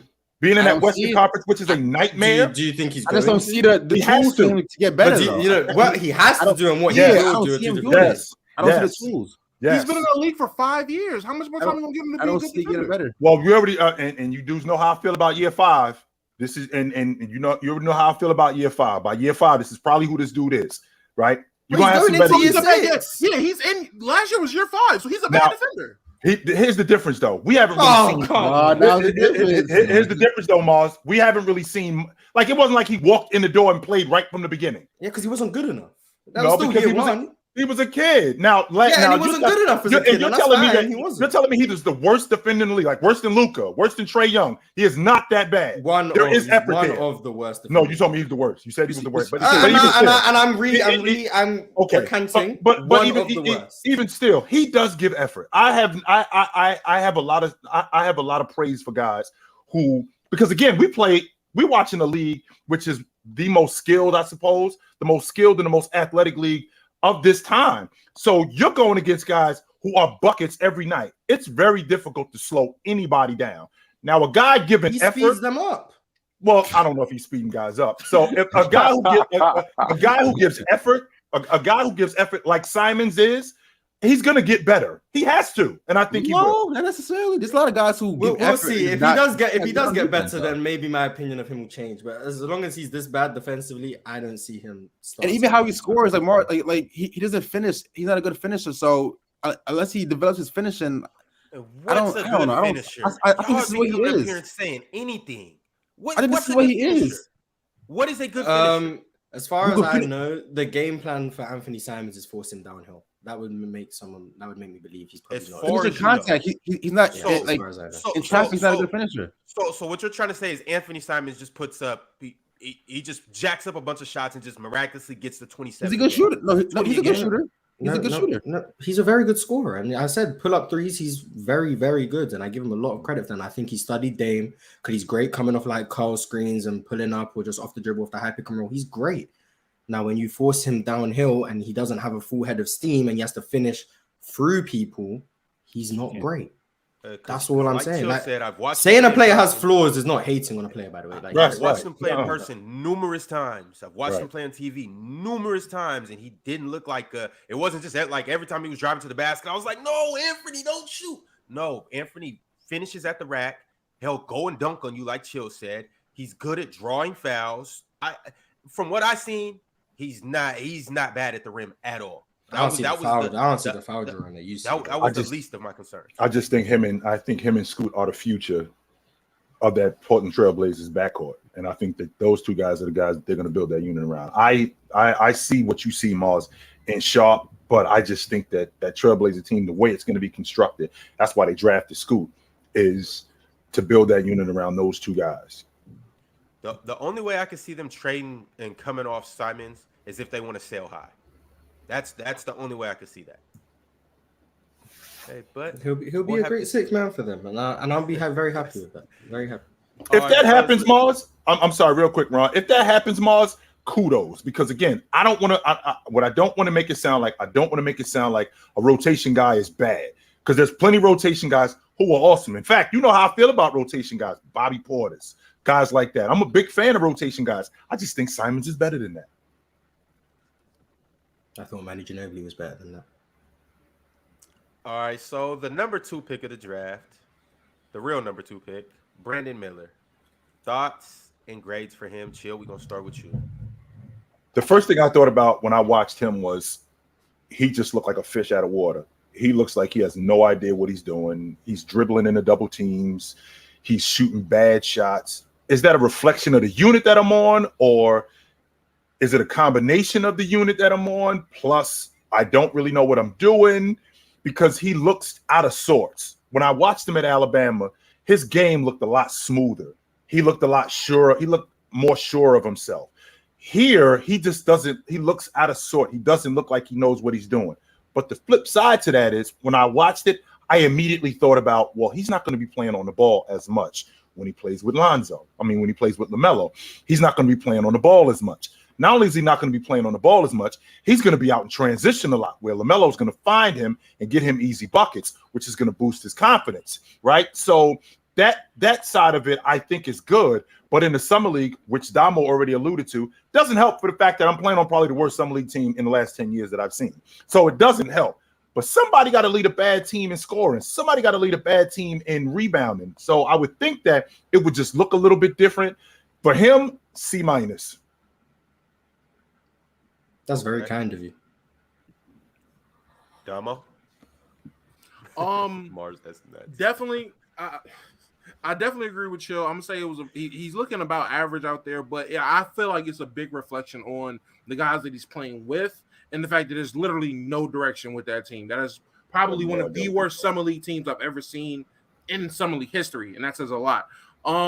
With him though, I'm seeing a lot of positive traits. I'm seeing a lot of things that can translate playing with guys like LaMelo, playing with guys like a Terry Rozier, playing in an actual system. Even if it's not the best system, it's an actual system. So I'm seeing things that are good. I'm seeing him get on transit. I'm seeing him have a defensive effort. I'm seeing him go at a guy like Wemby instead of shying away. I'm seeing him have that dog in him. I'm seeing him do positive things. It's just he's not the guy that's going to be leading your team in scoring. He's not going to be the guy that you're going to rely on to be the 30-point a night. He's not Jabari Smith. I'm sorry. He's just not that. He's not Jabari in the Summer League. He's better than that. In the Summer League. Yeah, he's better than that. He's not. I thought you were saying he was going to be worse than Jabari Smith. I was like, oh, okay. No. He's not Summer League Jabari. But there were some positive takeaways from his game, things that I've seen that could translate, and things that I like. I still like the pick for Charlotte. I still feel like he can pan out. Just got to get a kid a chance to play. So you grade? Oh yeah, I said C. Give him a C. Okay. Shiloh. Yeah, both Chill and Damo said the same things. I feel like for a couple of games, like what they said about the point guard situation, I agree with, because I feel like he's playing a role that he's not going to play on an actual NBA team. He needs the point guard like LaMelo to get him to set him up. He's kind of like how I know he's compared to PG, but how PG was his first couple of years as more of a spot up, spot up off ball count kind of guy. He's forced to do things that he doesn't normally do. He tries on defense. I say he's like an average defender, so he tries on defense, gives effort, very competitive. But yeah, like I said, I feel like he's forced to do things that he's not going to do in the NBA court. So it's kind of hard for me to judge what he's doing. I don't want to be too harsh on him until I see him with someone like LaMelo or whatever. So I'll give him a C. He does foul too much. He do need to watch them fouls. Yeah. The fouls are egregious. Yeah. Fluent, how are you feeling about Brandon Miller? Brandon Miller to me is like the opposite of the things that I said about Wemby and Scoot, where I said, hey, I'm giving them A's and B's, but I think that could drop when they're facing NBA competition. I think Brandon Miller is like, I'll give him a C for the summer league because you're right. He looks out of sorts. He doesn't look like he knows what he's supposed to be doing all the time out there, which is typical of rookies anyways. But he's also like the best player on that summer league team, like by far. And if you've ever played, and all of you guys who've played basketball know, when you play with really, really bad teammates, it affects the way you look on the court. And the same thing is true when you play with really, really good players. It changes the way people look at you. And I use this as an example. My high school team one year stunk, and I looked terrible. And that summer, I went to the University in Kentucky and played with a bunch of the dudes from the University of Kentucky. All of a sudden, people are like, oh, you're pretty good. I'm like, yeah, it's funny how the level of teammates helps you look better. So I think Brandon Miller is that I'm giving him a C because that we got to be honest with what he's doing. But he did do a lot of stuff on the court that I liked. He has better handle than I thought. He does have to work on fouls, but that's typical of young players too. And I think Damo said it. When you get LaMelo setting him up for kind of some easy shots, some easy dunks, some easy layups, we're going to see a player that, look, he's not going to be the best player on your team. He's not. But as the second or third option on that Charlotte team, he'll look better. He'll look better. I'm not saying he's going to be the best one out of the draft class. He's going to be better than Wemby. He's going to be better than Scoot. But I think you'll see him look better than he's looked in two summer league games already. I'm just stop laughing, chill. You know I like. The reason why I'm laughing because I'm thinking about great players and like what was the logic when them coming out? Like what was the logic on Scottie Pippen when he first showed up? I was like, who the hell is this dude? And how is he gonna help Jordan? What is the story? Central Arkansas? Who is this dude? As opposed to Brandon Miller, who went to a pretty good school, and the logic on him is, I mean, if we continue at this pace, he could be average, maybe above average at best. He's gonna be good. He's gonna be good. Just not great, but he's gonna be good. Mm-hmm. Mars, let's hear it. Brandon Miller, grades and thoughts. I wasn't too high on him to begin with, so I'm not gonna say I'm not surprised because he's playing worse than I thought he would. But I do agree with the team he has is terrible, and that's making it worse for him. I'm watching him handle the ball in transition, and people don't even know how to fill the lanes correctly, which is something that you'd expect people just would understand how to run a simple fast break, but I guess not. He can shoot. I think he was at 0 for 7 last night, but he can shoot. There's potential there off the catch. I don't like his low release point. I'm not sure how well that's going to go with him having to create his own shot, releasing the ball from that low set point. But I'll wait and see with that. Defensively, I don't think he's average. I think he's terrible. Can't get around screens. Can't defend without putting his hands on people. Doesn't protect the rim.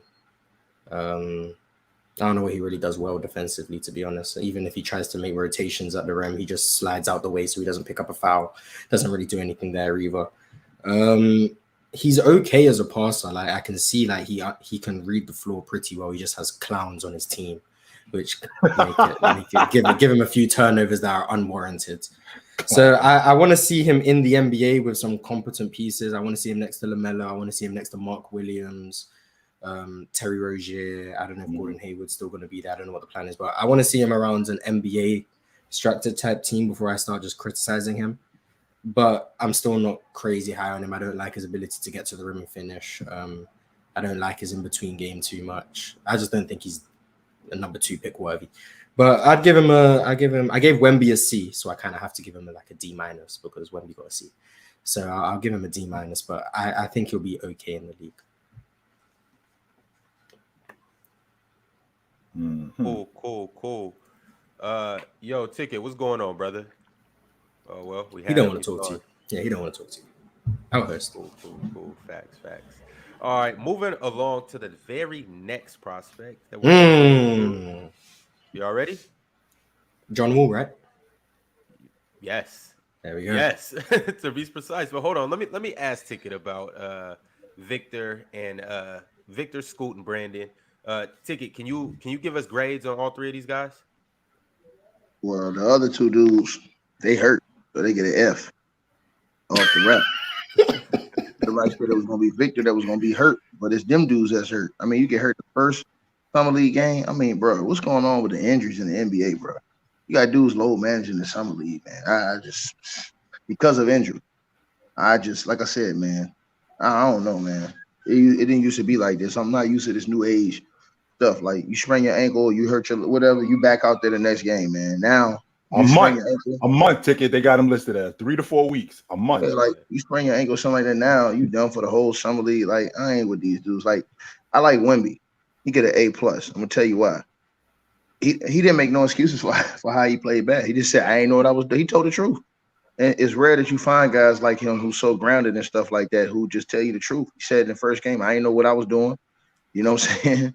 Like I ain't had no practice with the team. I just came in and went on the court and played. And you know, it could tell he had no chemistry with the guys.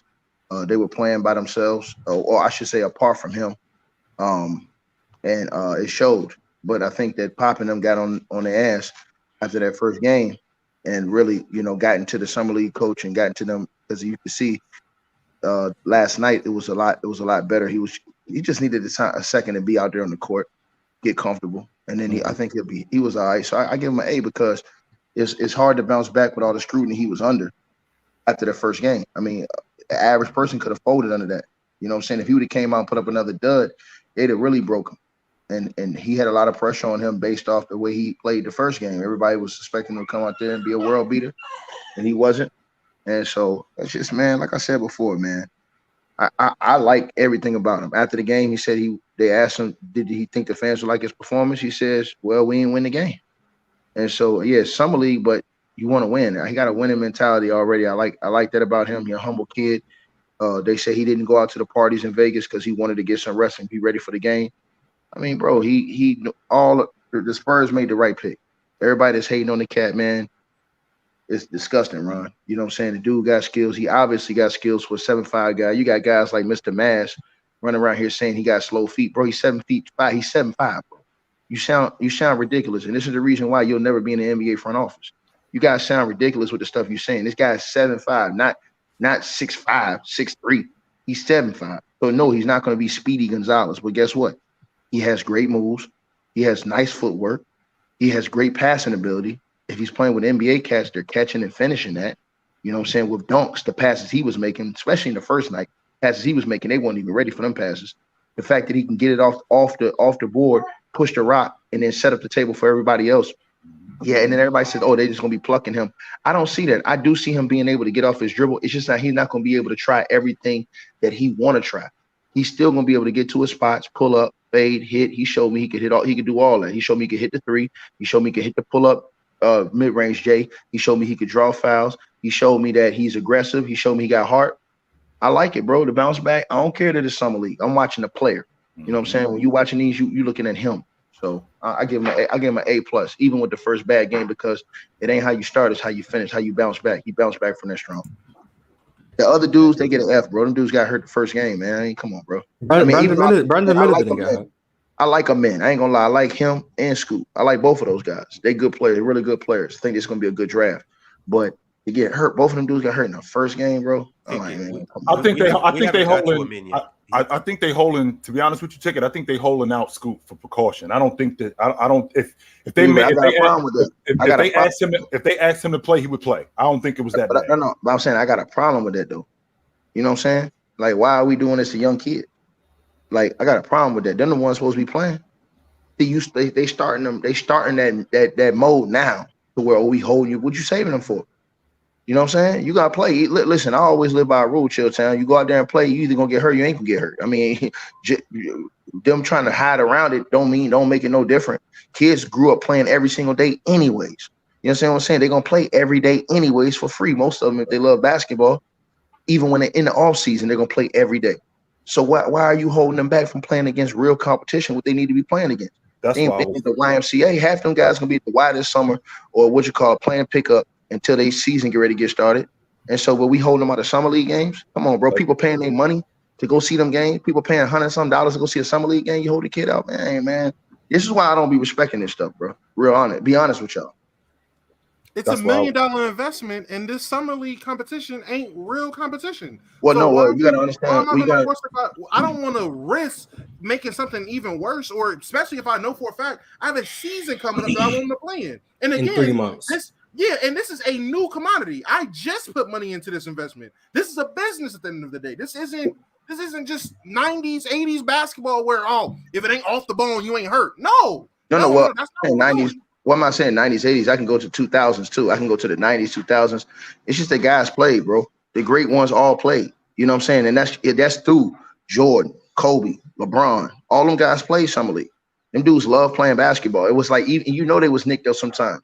But I think Kobe had like a tape on his wrist or something like that. He used to out there playing in summer league, like, you know what I'm saying? Like on his hand, on his wrist, where he had hurt or sprained his hand or something like that. Them dudes ain't thinking about it, bro. That's part of the game, bro.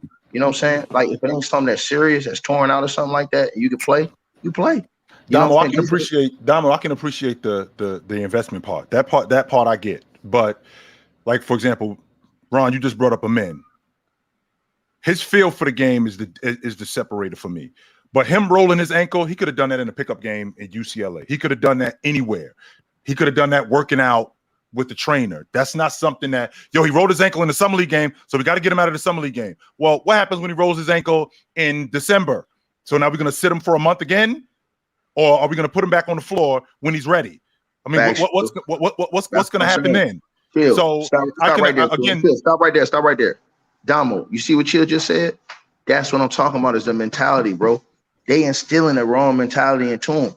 Bro, listen, your pain tolerance and how you can play, I know players and Chilltown know players. Bro, you get out there and play through injuries like it's normal, bro.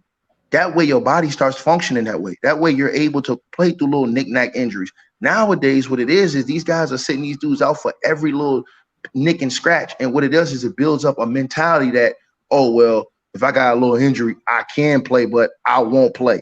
And now that's what makes the league worse is that you got guys on that time. When you out there in the game, Damo, and you get nicked up, you know how many times, man, I don't have like pulled hamstrings. I don't been real sore ankles, sprained wrist, something like that. You just got out there and play. You love the game. You play through it. You have pain tolerance and you play through it. Eventually you'll get over it. That makes you tougher. That makes you a better wait for the season to do that. I get it in regular season playoff play when we're actually in season. I get having a guy go out there and if you can play, you can play. I get that. This is summer league, and we're talking about guys, and we're talking about guys who look good. If this is Brandon Miller we're talking about, I'm Brandon. Listen, he doesn't need it. He looks missing good. my point. No, he does need it. Hold on. He looks good. He does need it. No, he does need it. You're missing the point. The point is that is how you build it. All right, for example, if you got a kid, you ain't gonna wait till your kid get to 15 years old to start telling them to do something. No, you're gonna start training your kid when they're young. You're gonna start getting your kids' mentality correct when you're young. See what I'm saying? That way, when they get old, they've already been tutelage and trained a certain way. If you start letting these kids know, look, man, hey, you got a little sore or whatever, we're gonna play through it. Come on, play through that. Let's go. If it ain't torn, if it ain't something that we feel like is catastrophic, play through it. If it's not something that's catastrophic, play through it, because what that does is that builds your character, that builds your toughness, that builds your mentality. That builds your ability to do things that guys like Kobe and them guys did. Guys like LeBron did his whole career, bro. You know how many times I've seen LeBron James sprain his ankle hard? I'm talking about hard. I'm talking about average man. The Clippers. I remember that game against the Clippers. He would have been out. Anybody else would have been out 2 months. He came back in the second half. But you're not listening. No. Did this happen in summer league? No, yes. Hold on, but you're not listening. LeBron would have knick-knack injuries during the summer. I heard about this before because I know guys who played with him. He didn't care. Pick up games they playing, bro. I've seen this before. Rolled his ankle in the Olympics. He rolled his ankle in the Olympics in practice. Players don't care, bro. They don't care, bro. They're going to play. They love the game. You know what I'm saying? They love the game, bro. And that's what it's all about. It's all about the love of the game, passion of the game, bro. That's the part you're forgetting, the build-up process. You can't just get right to it and expect people to change. Playing on a sprained ankle is just part of hooping, though. Like, it happens. Sprained ankles, sprain whatever. Fingers, all of that. If you get banged up, you're supposed to play. That's just part of it. That's fine, but when you got people putting millions of dollars into you, and they're like, okay, well, you sprained your ankle on the first game of the summer league, and this is just the summer league. We have a whole entire season to get you prepped for and get you ready for it. I can understand the owners, the actual front office, though the suits saying, nah, we're going to sit him. If we're getting claims that a men saying, oh, no, I want to sit, we have an issue. If we're getting claims that Scoot saying he wants to sit, we have an issue. But when the suits and ties are saying, oh, nah, because I'm putting X amount of dollars in your pocket, X amount of dollars into you because of this investment, that's why they're not taking these risks. But Damo, it's like removing the business aspect from it and thinking, this is just playing basketball. Yeah, but Damo's right. No, I was just to say, Damo's right. The amount of money that's put into players is significantly higher than it ever was, which is why in the 80s and 90s, people were like, hey, too bad. I don't care if your leg's falling off, you're going to go play. Because it was hundreds of thousands of dollars versus now it's tens of millions.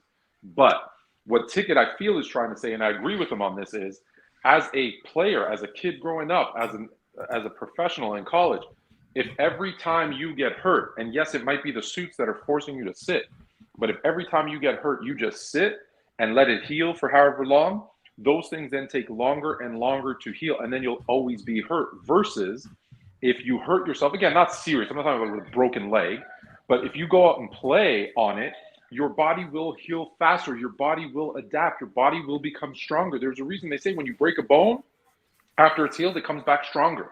Your body is like this amazing thing, and you can train it to take those sprains and those whatevers and come back stronger faster. But if you don't, if you sit every time, those will become lingering injuries that will always take you out for 2-3 weeks when it could have been 2-3 hours.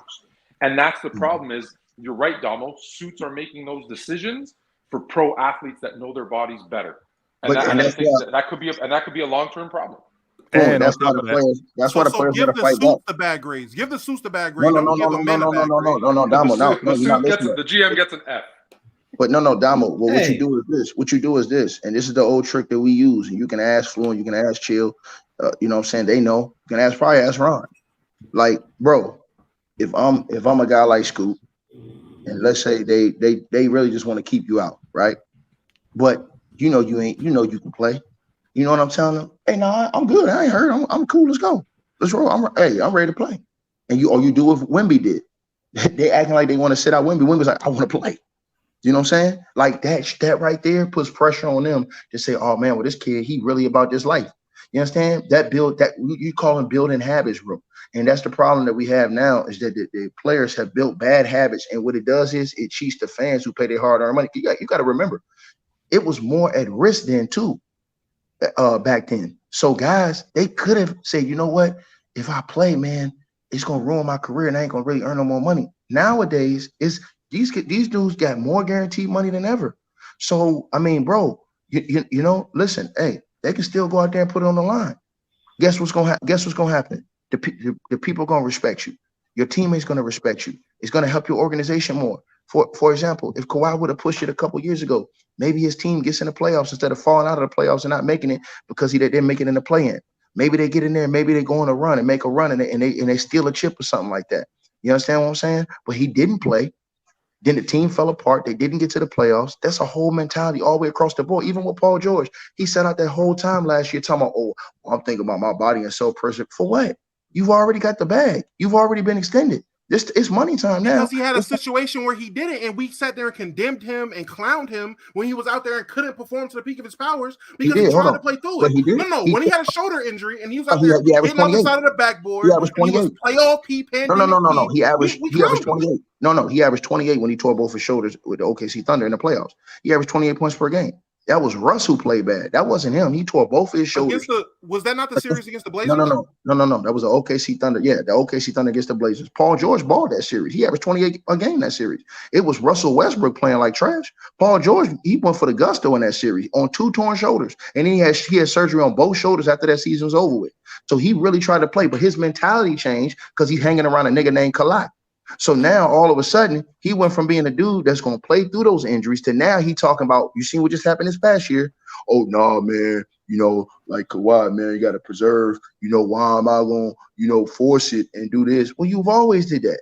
But now you get around a nigga like Kawhi and now your whole mentality changed. That's the bad habits and the bad mentality that you build up. Bro, listen, guys like LeBron, guys like Kobe, all these guys, they had a rule, bro. If you won't build for it tough, You can't play with me, bro. If you ain't willing to play through pain at all times, you can't play with me, bro. And I ain't talking about just during the regular season. I'm talking about this stuff going on during the summer. I'm talking about dudes checking your toughness, dudes checking your will, dudes checking your desire to be out there, bro. I've seen dudes sit out a whole training camp and use fake half injuries just not to have to go through training camp, just not to dudes who do this stuff just because they didn't want to play in the off season, bro. It's whack. We tired of it, bro. We grew up from a different era, man. We come from a different cloth. When you get the bag, when you get more money, guess what? It's sacrifice that come with that, Damo. You got it. Some got to pay. Some got to shake. If not, guess what? You stealing from the people, in my opinion. People paying their hard-earned money for this shit. All right, fellas, let's talk about the next rookie. Ticket kind of spoke. Well, we all actually spoke on him briefly. Amin, we obviously acknowledge his injury, but I need a grade from all of you guys on Amin from what we seen from him in that first game. Chilltown, we're gonna start with you. I gave him a B+. I dug his feel for the game more than anything. I think he's going to be really good on the next level. He looks like he can understand the pace of the game. He looks like he knows when to get guys involved, when to get himself involved. He looks like he's going to be one of the better scorers. He looks like he could be one of the better finishers. Whenever I see great athletes, I have a really difficult time not buying the logic that you can't be a great defender.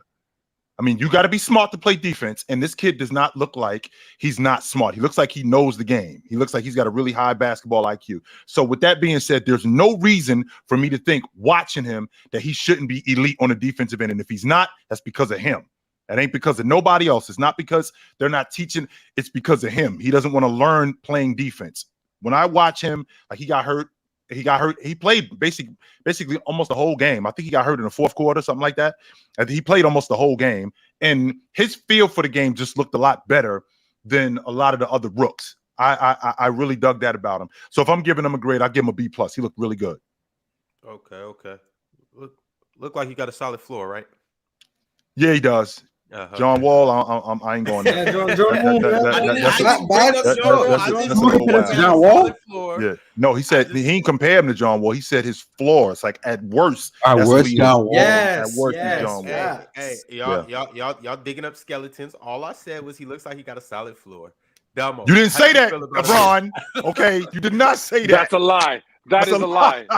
I'm gonna put on my camera and say that is a lie. No, I'm not talking about today. All I said was he looked like he has a solid floor. He looked all right to me. I don't know. He looked pretty good.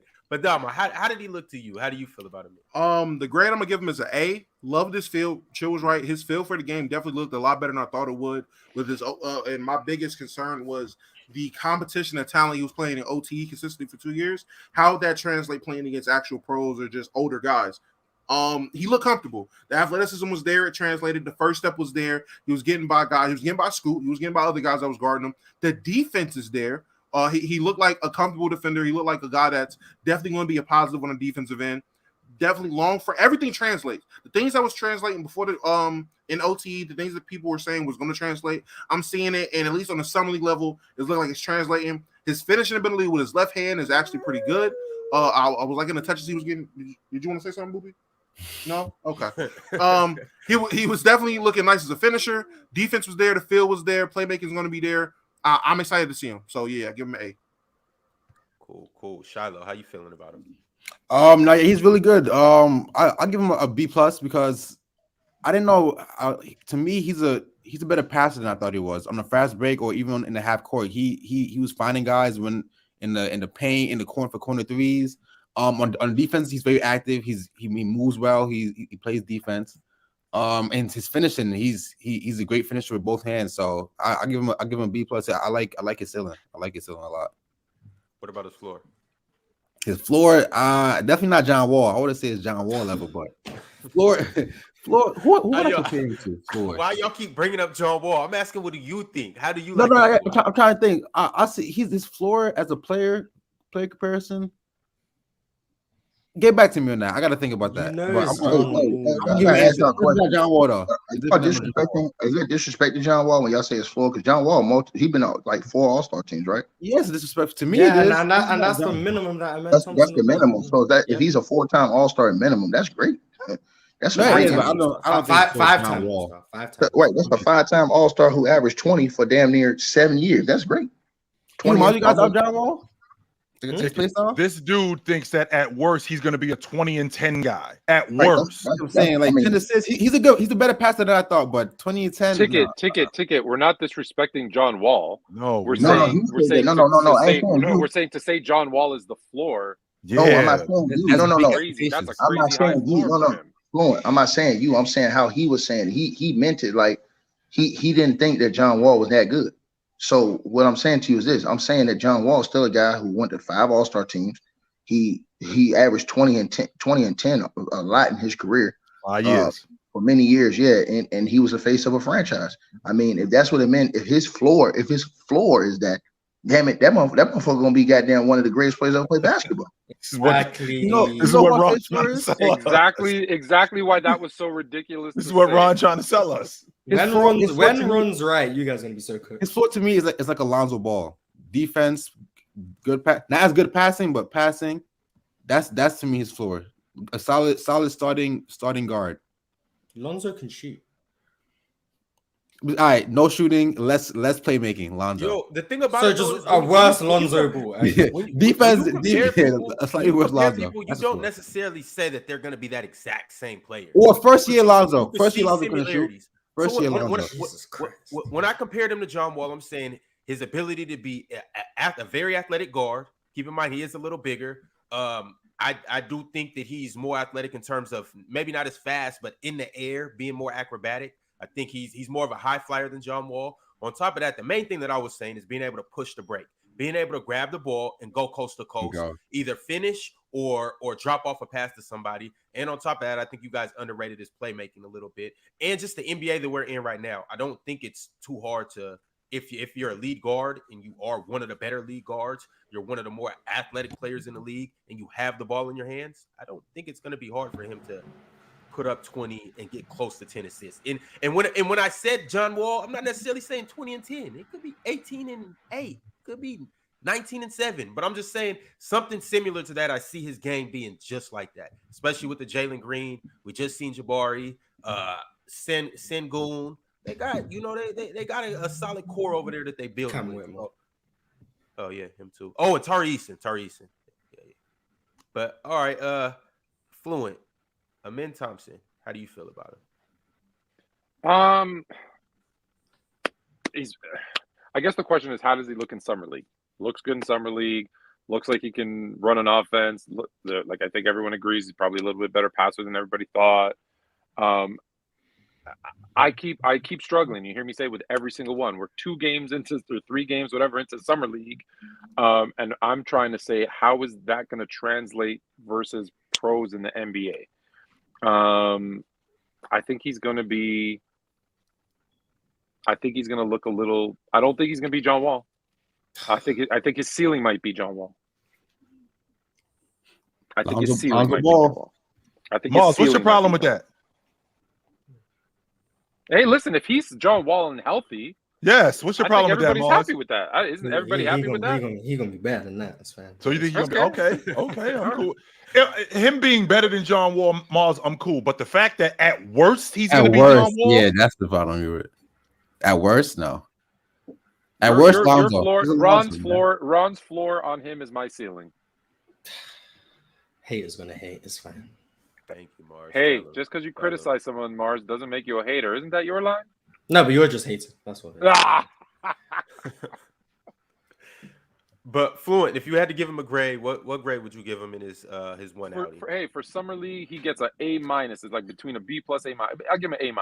I'll give him an A- for summer league. He looks good in summer league. I'm not. That's what I'm saying. No, I'll stop there. A- in summer league. Okay, all right. Ron Shallow made a good point. I think his floor is Lonzo, because if he stay hurt, I mean, damn. If he stay hurt, bro.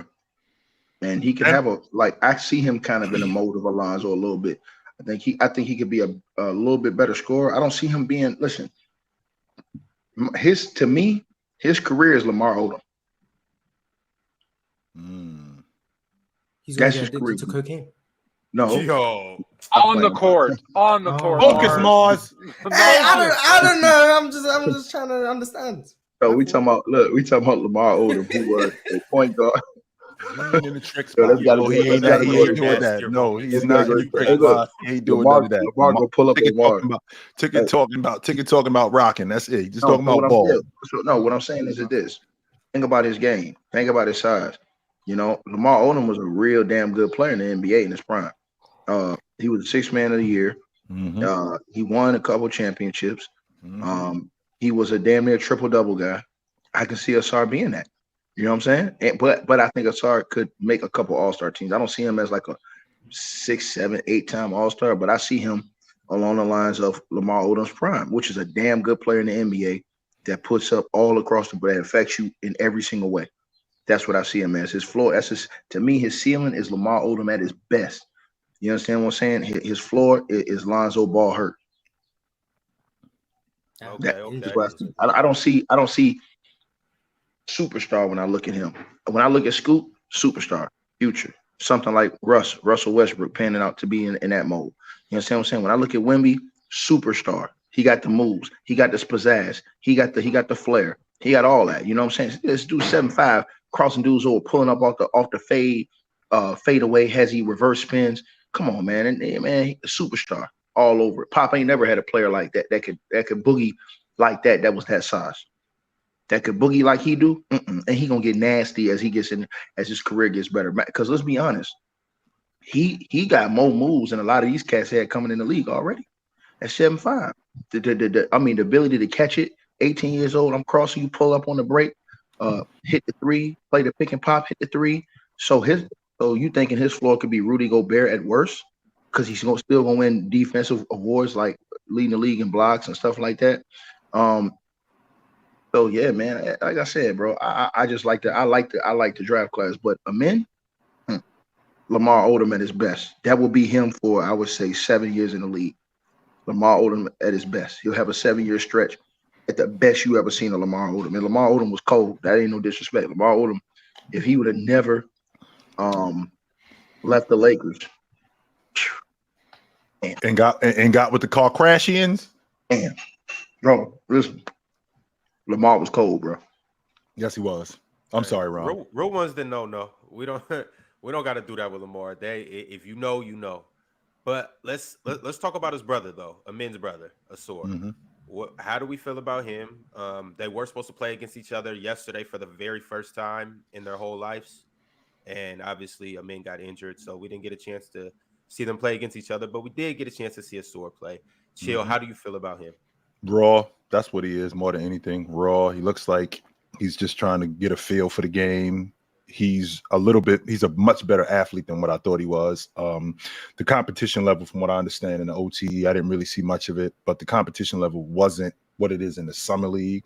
And he didn't look terrible. He didn't. He looks like he's just trying to figure it out. When I watch him, I think Detroit made a mistake. They passed on Cam Whitmore, and the fact that they passed on Cam Whitmore, that's going to come back to bite them.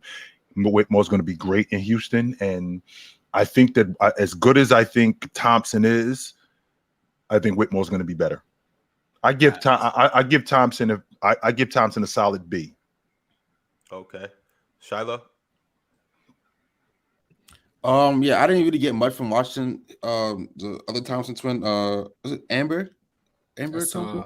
Ausar Thompson. He just seemed like a lesser version of his brother. Yeah, I didn't really get much from watching him. He made decent reads. It's athletic like his brother. He's athletic, but I don't really get much. I got to see more from him, so I'm not gonna say and make up stuff. I give him a B minus, C plus. Okay. Fluent. Facts. Spitting. I agree. Me too. I think you're right. Good tell. I just say that. Yeah.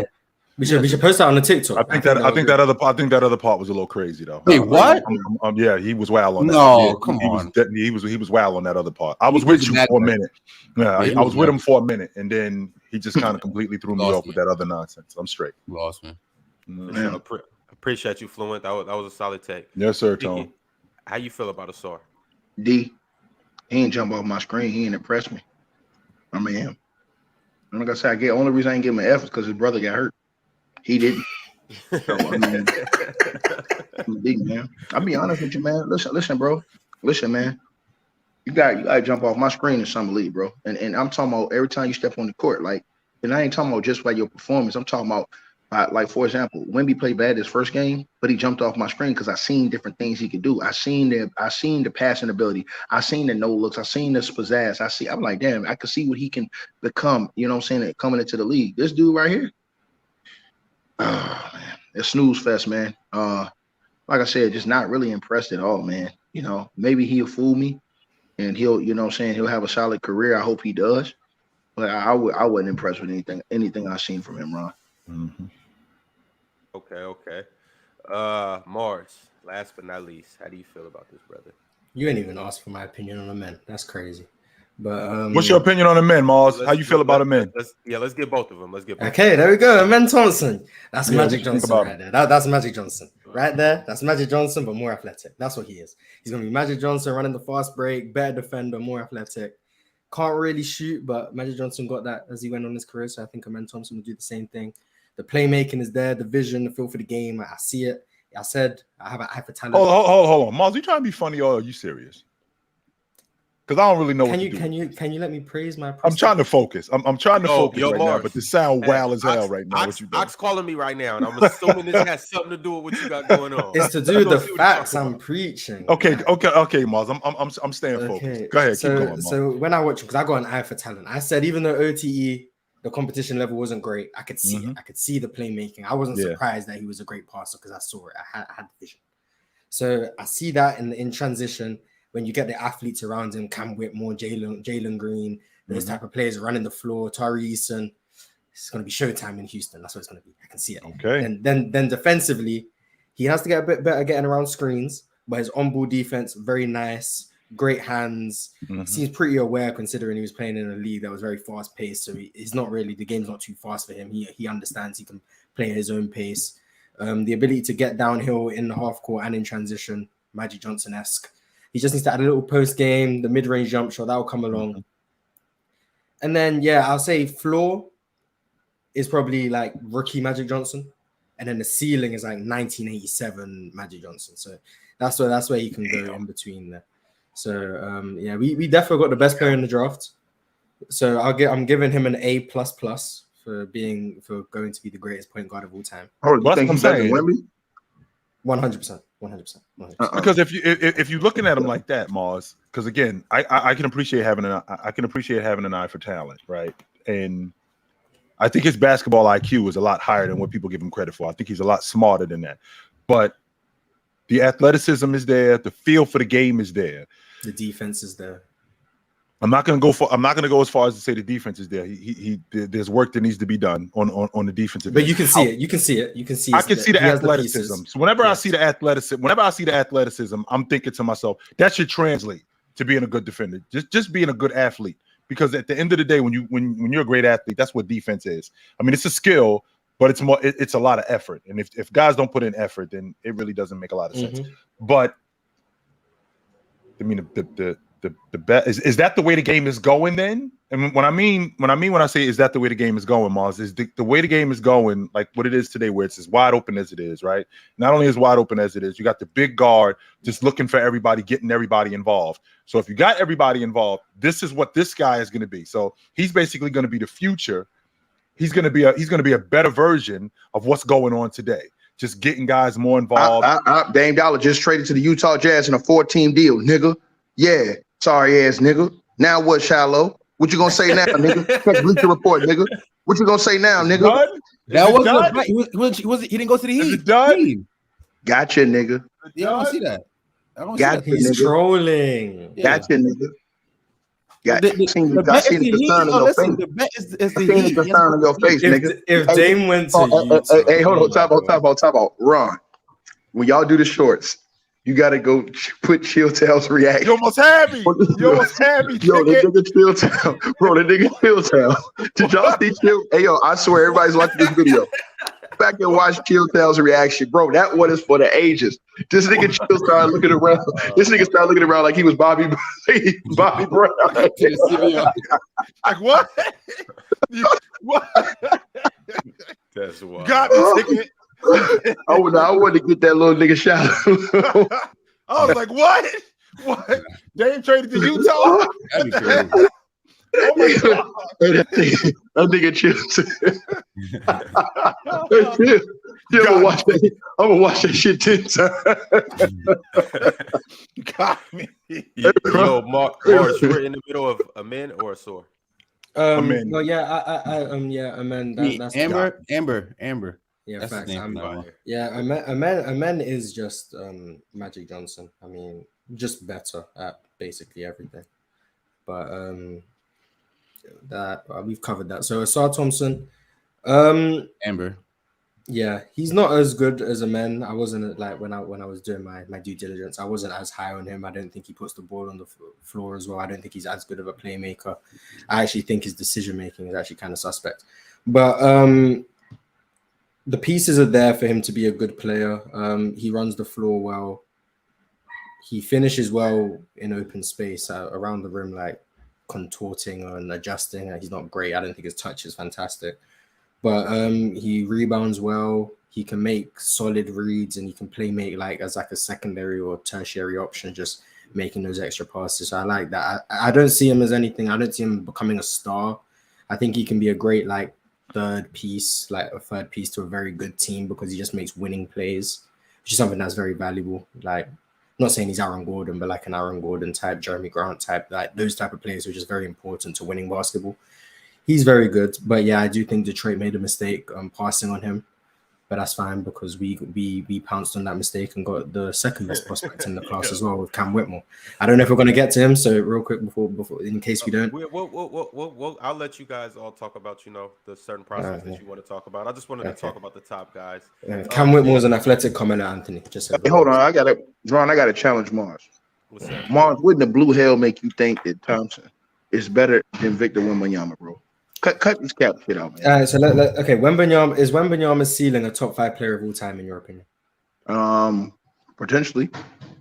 Well, then if that's the case, then I think they're the same because I think Amen Thompson's going to be better than Magic. So if he's better than Magic, are you serious? Hold on.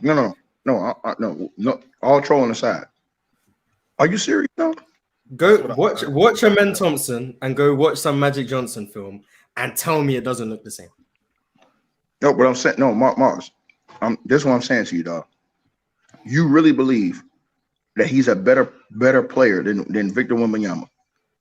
If I had to bet who will rank higher all time at the end of their career, I would. So if you were a GM, you would have picked him over Victor Wembanyama. No. Wembanyama's you have to take Victor Wembanyama. Oh, okay.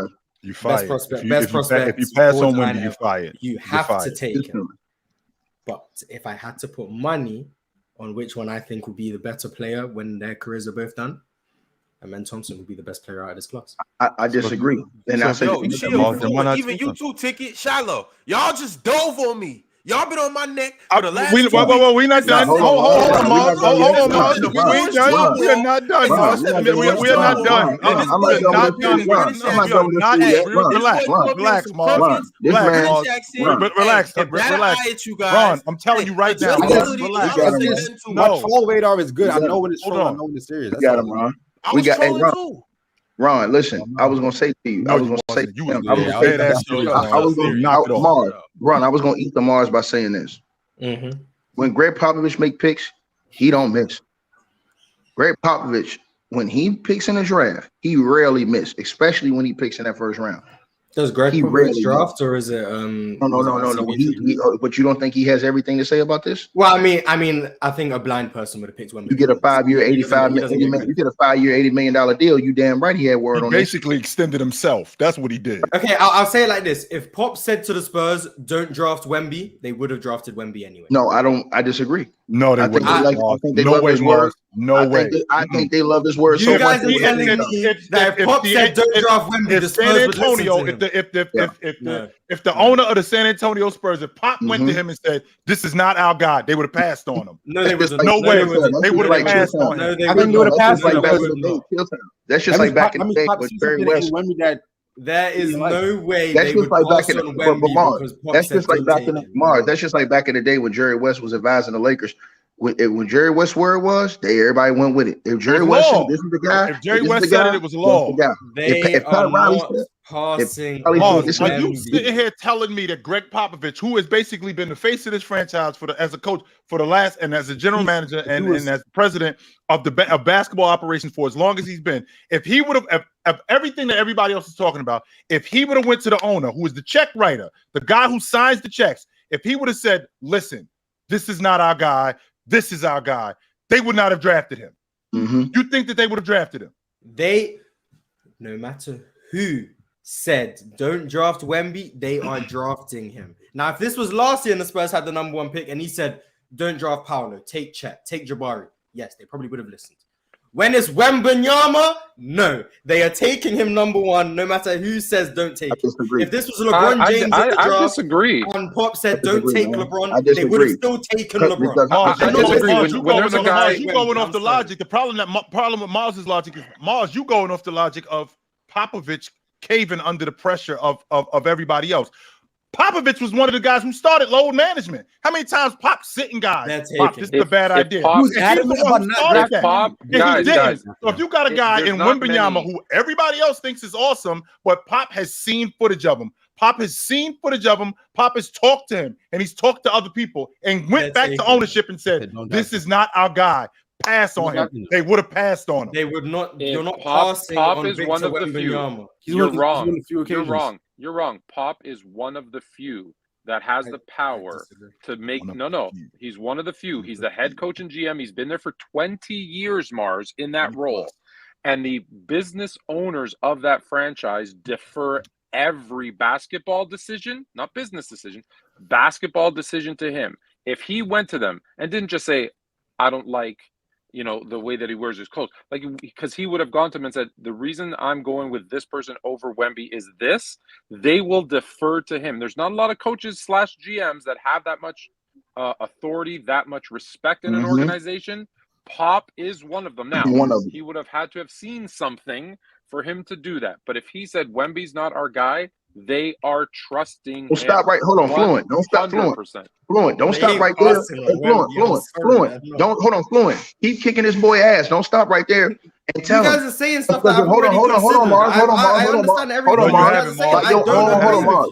By your own logic, Mars, if Pop would have went to the ownership and said, "Hey man, don't draft this guy. I got a guy named Amen Thompson. He's the next goddamn Magic Johnson. This dude ain't shit." He would have been right, but they wouldn't have done it. Okay. You guys, everything that Fluent just said, I have understood. I understand. He's been there for so long. He was the GM of the team. He has this pool.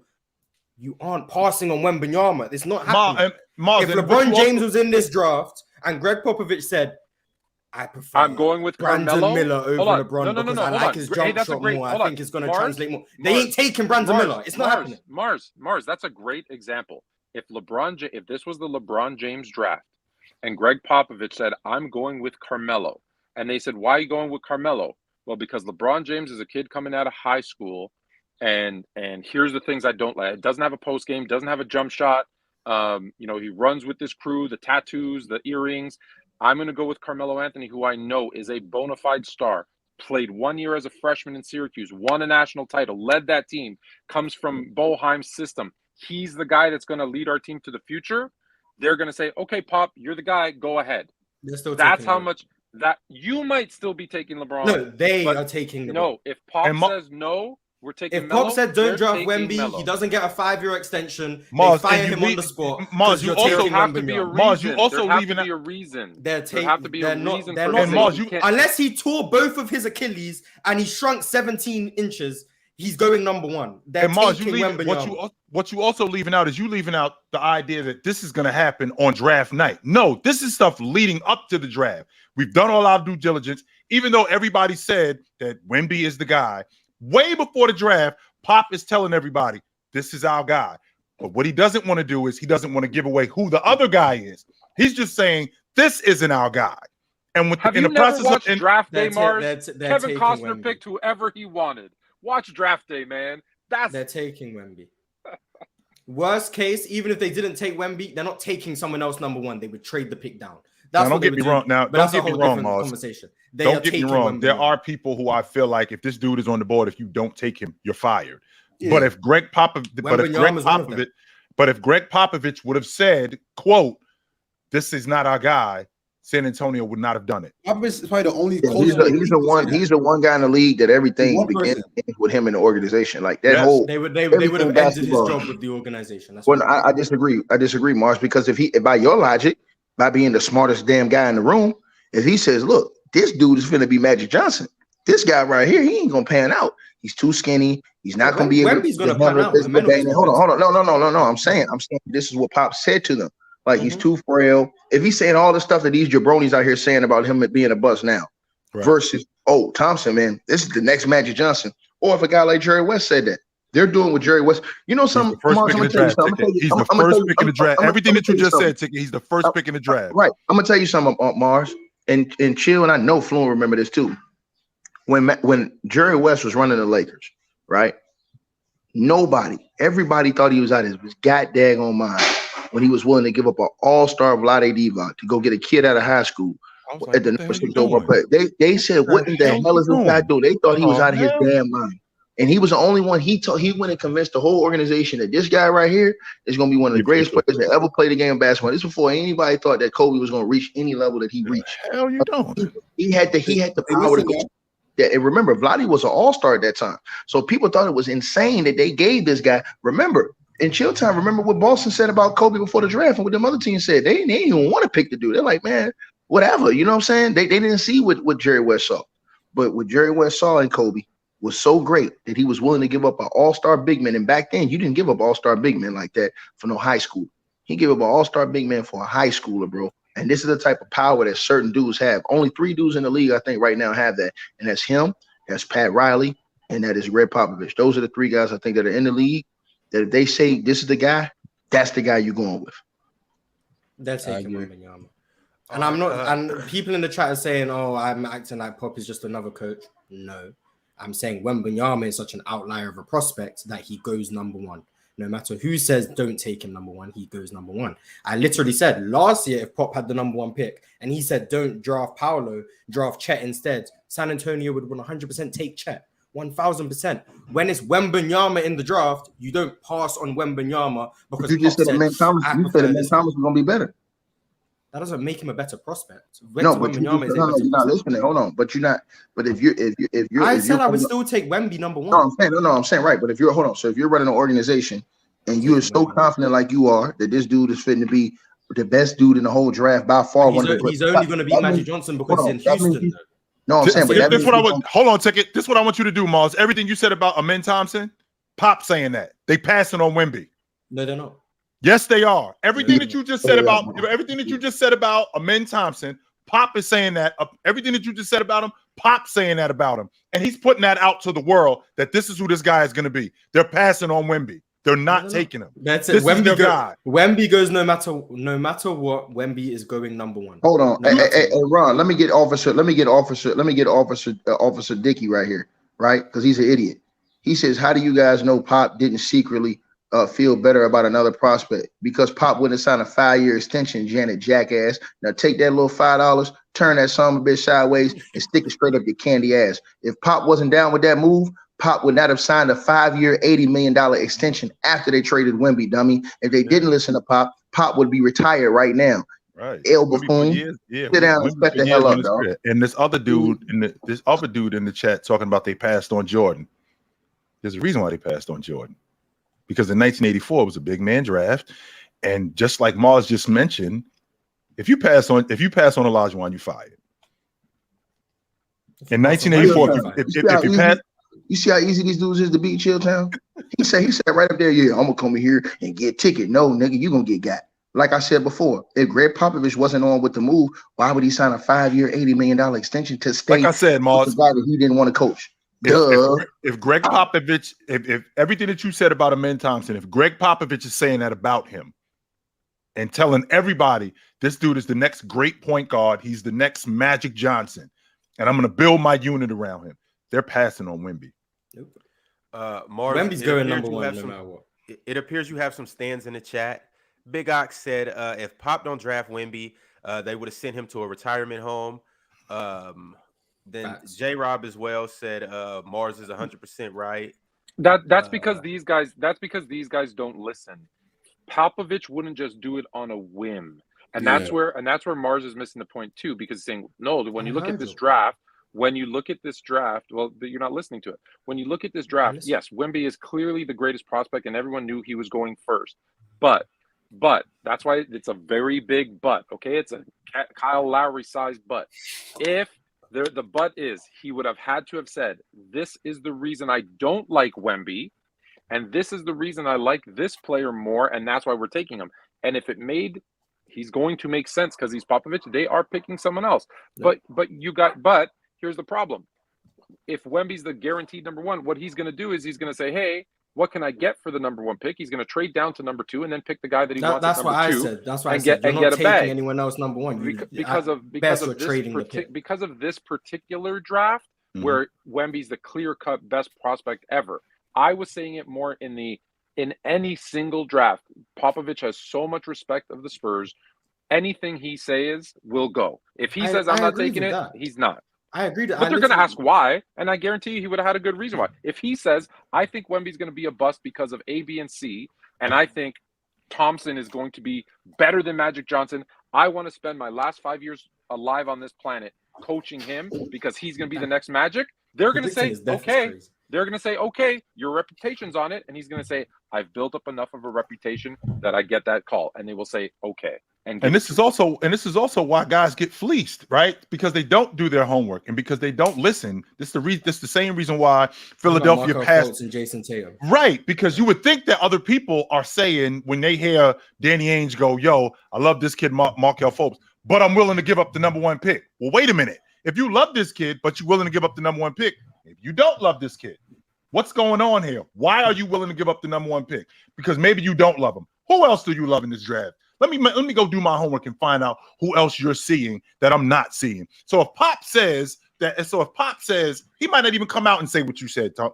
Let's say, Mars, that we take off the table him coming out and saying that he's the next Magic, because basically what I'm doing is I'm tipping my hand. So he doesn't say that, but he does say that I love this guy and I'm willing to give up the number one pick. Well, let's go find out who else worked out for him. Well, Amen Thompson worked out for him. Let's go see what Amen Thompson looks like, and let's find out what he's looking at, because he obviously is up to something if he's interested in giving up the number one pick. And if he's thinking about passing on Wemby, or if he's thinking about passing on the number one pick, maybe we should start looking at Wemby a little bit different, as opposed to this guy is a can't miss. And if Pop would have put that out there, 100% that would have happened. And I agreed with what Fluent said about, for the most part, like, just on average, if Pop says don't take this guy instead, he's going to give his reasons. Yes, that would happen. This draft class is an outlier. 2003 is an outlier.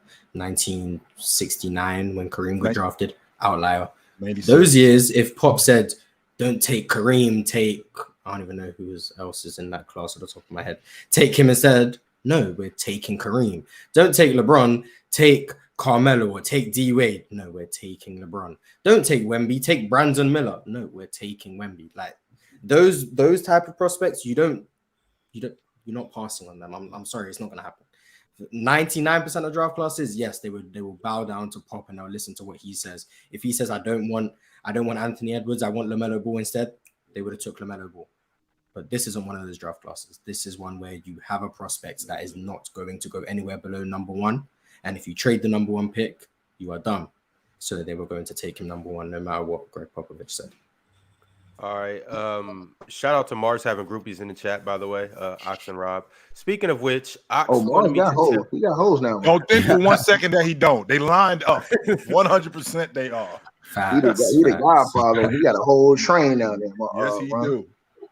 Check you out, Mars. You're doing good with yourself. But speaking of Ox, though, he wanted me to tell you guys something. When I was on the phone with him, he wanted me to relay a message about this year's draft class. Since we're talking about all these prospects and whatnot, he wanted to tell me that this year's lottery, I repeat, this year's lottery will have the most busts in history. And then he went on to say it will have more busts. He went on to say it will have more busts than Zion on a certain. Oh my God! I'm gonna tell you, Ron. Hey, Ron, I'm gonna tell you something, Ron.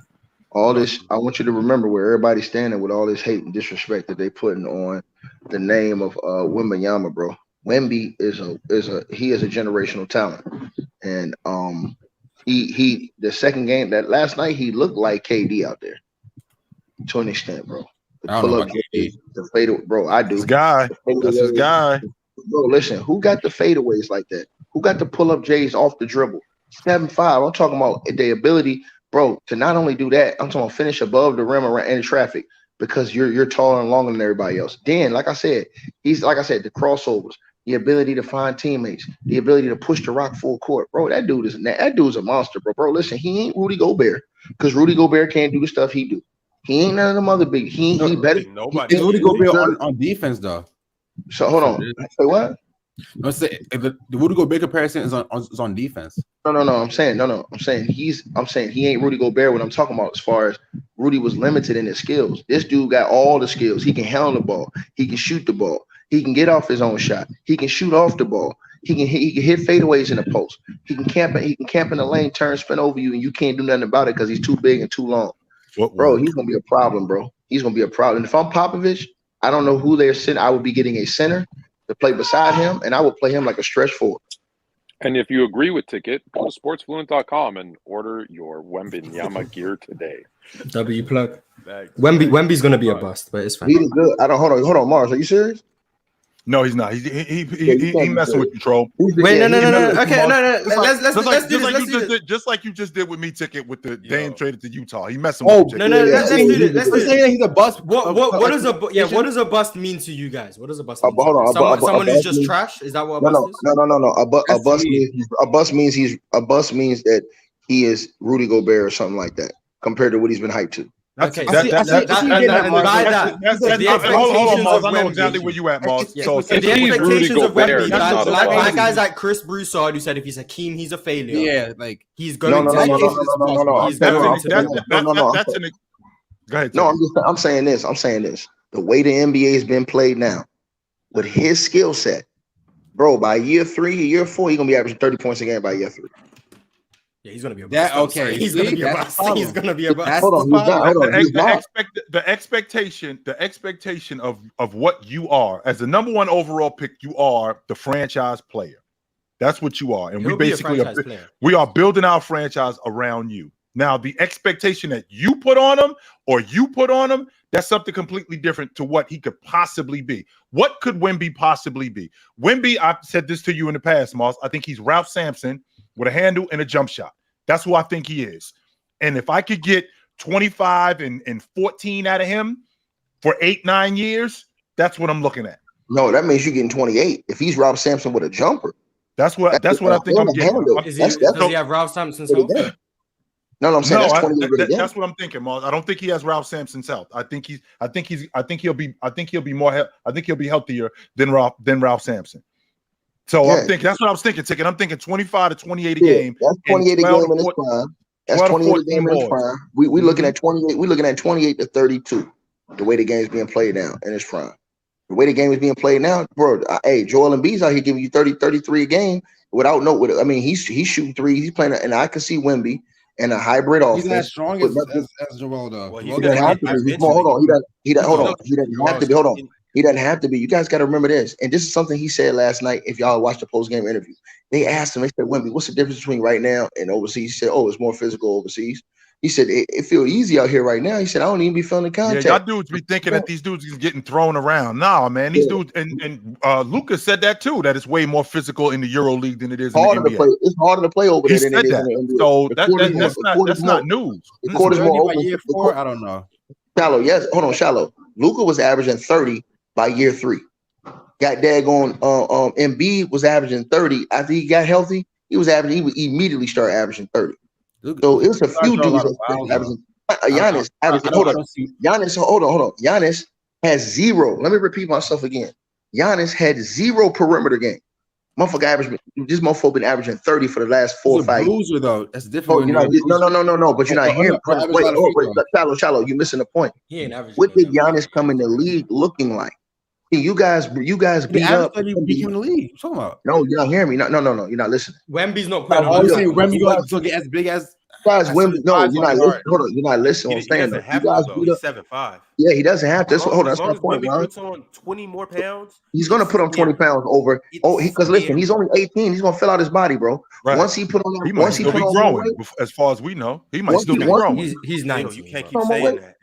Bro, that's crazy. He put on more weight.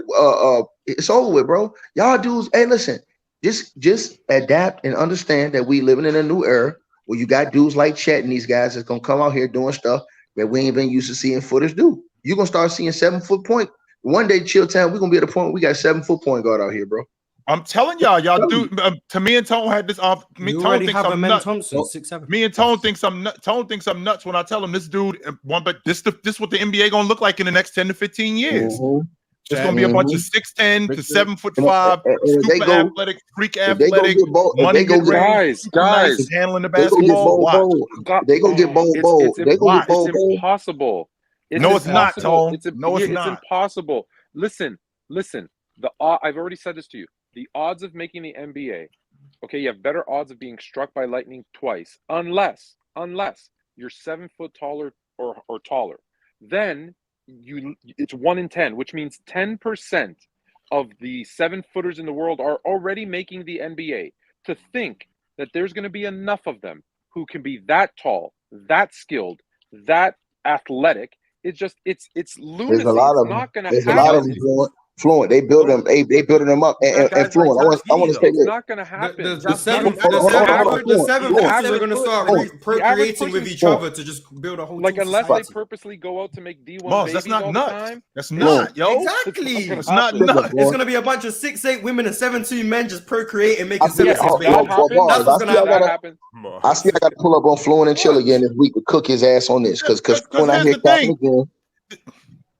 Ticket just said it, and Ron said it. I stand on the logic. Tone already knows how. Tone already know how tall I am. I go to my grave saying this.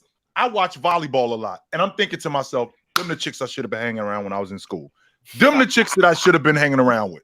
Every time I watch them, and not just have one. Like let's have like 4 or 5 of them. Let's have an army of these dudes. Let's have an army of them for real. And that's exactly what Ticket talking about. Like I'm telling you, they building them up, man. We're gonna have this is what the future of the NBA is about to look like. You watch. It's gonna be another It's gonna be another one of them prospects that pop up. It's coming from overseas. That's 7 feet tall. They all are being built like this. Now I'm telling you, they're coming out the woodworks because, and I'm gonna tell you, these dudes. How many 7 foot perimeter players have we seen? You saw Thonmaker. Bust. Bull. Bust. Wemby. You're seeing the game wasn't being played like was a second round pick. I don't know if you're really a bust. Not only that, the game is completely different when Thonmaker and them dudes is playing. My point is, you're seeing one every like 3 to 5 years. For you guys to say it's going to be the new NBA would suggest that there's going to be every team's going to have one, which means there's going to be 30 of them. Which means you know how long? You know how long that's going to take to go from 1 to 30 of those guys? I could use that same logic when back in 2005 when everybody was saying, "Yo, you can't win with a jump shooting team." Meanwhile, the Phoenix Suns, this is the future of the NBA. This is what the NBA is about to look like in 10, 15 years. It's going to be a bunch of fast-paced, long ball, jump shooting teams that all they do is shoot behind the long ball line. No, you can't do that because you got the big man running around. Well, that's not going to happen. That is a skill you can teach shooting. You can't teach someone to be a 7 foot tall athletic. Right, you can, but you know what? You can increase your odds. You can increase your odds, but hold on. I'm just asking a question. Just answer this one question. I'll leave it alone. How many years do you think it will take to go from right now 1? We're saying maybe because he's a rookie, 1 to 30. By the time I'm Chill's age, the league will be looking. That's 60 years, Mark. No. 60? How old you think I am, Tone? By the time I'm Chill's age, we'll be there. 60 more years? What the hell are we talking about? How old you think I am? Okay, fine. 50 years, bro. 50? More years? Mars is 7. Fluent, man. You're so wrong, Fluent. You're so wrong about this, and I'm gonna tell you why. I'm gonna tell you why it's gonna be more guys like that, Fluent. Here, and they're coming from over in Europe. I'm gonna tell you why, bro. This is one thing I always seen at practice. Them kids is working on guard skills when they come in, and these kids are growing up to be 6'10" when they're like 15 years old, and then they're going to be 7 feet tall. And all they did since they were kids was practice guard skills, coming in the gym, practicing on their ball handling skills. It's not like it used to be where you catch a big kid a little bit late. He working on his post game, and now he's just a post player. No, these kids is working on them fundamentals from pushing the ball up full court, dribbling the ball between their legs, doing all this is the type of stuff Wemby been doing his whole career. So since he was a kid. So when he shoots up and gets that growth spurt, it's a lot of these dudes popping up now that's getting these growth spurts. You're gonna start seeing these footers coming into the league doing this type of stuff now. And the teams are gonna start looking out for these guys. They're gonna start going out once Wemby breaks the mold completely. Now what they're going to do is you're going to see these scouts start to scorch the earth for these type of prospects. It happens all the time, bro. So you saying no? I totally disagree, bro. I'm just saying it's genetically an oddity of what you're trying to say for it to occur. So just genetics, it's going to take long. So you got the league right now, right? Hold on, you got 4 in the league. You got 4 in the league right now. Let me finish. It's going to take too many years to develop that many 7-footers who are you got 4 in the league right now. Hold on. And while that happens, you're also forgetting this part. While that happens, what you're assuming the game's not going to change. You're assuming the game's not going to evolve. You're going to assume someone else doesn't win a different way, and because it's a copycat league, they're going to start copying that way of winning, because that's what we've seen happen every time. There's a cycle in the NBA. So to suggest that this is the NBA, it's never going to change, and the world is going to breed 7-foot-plus guys who are athletic and coordinated to play this style of basketball, because that's never going to change. I'll take my odds on the fact that the game's going to evolve, the game is going to change.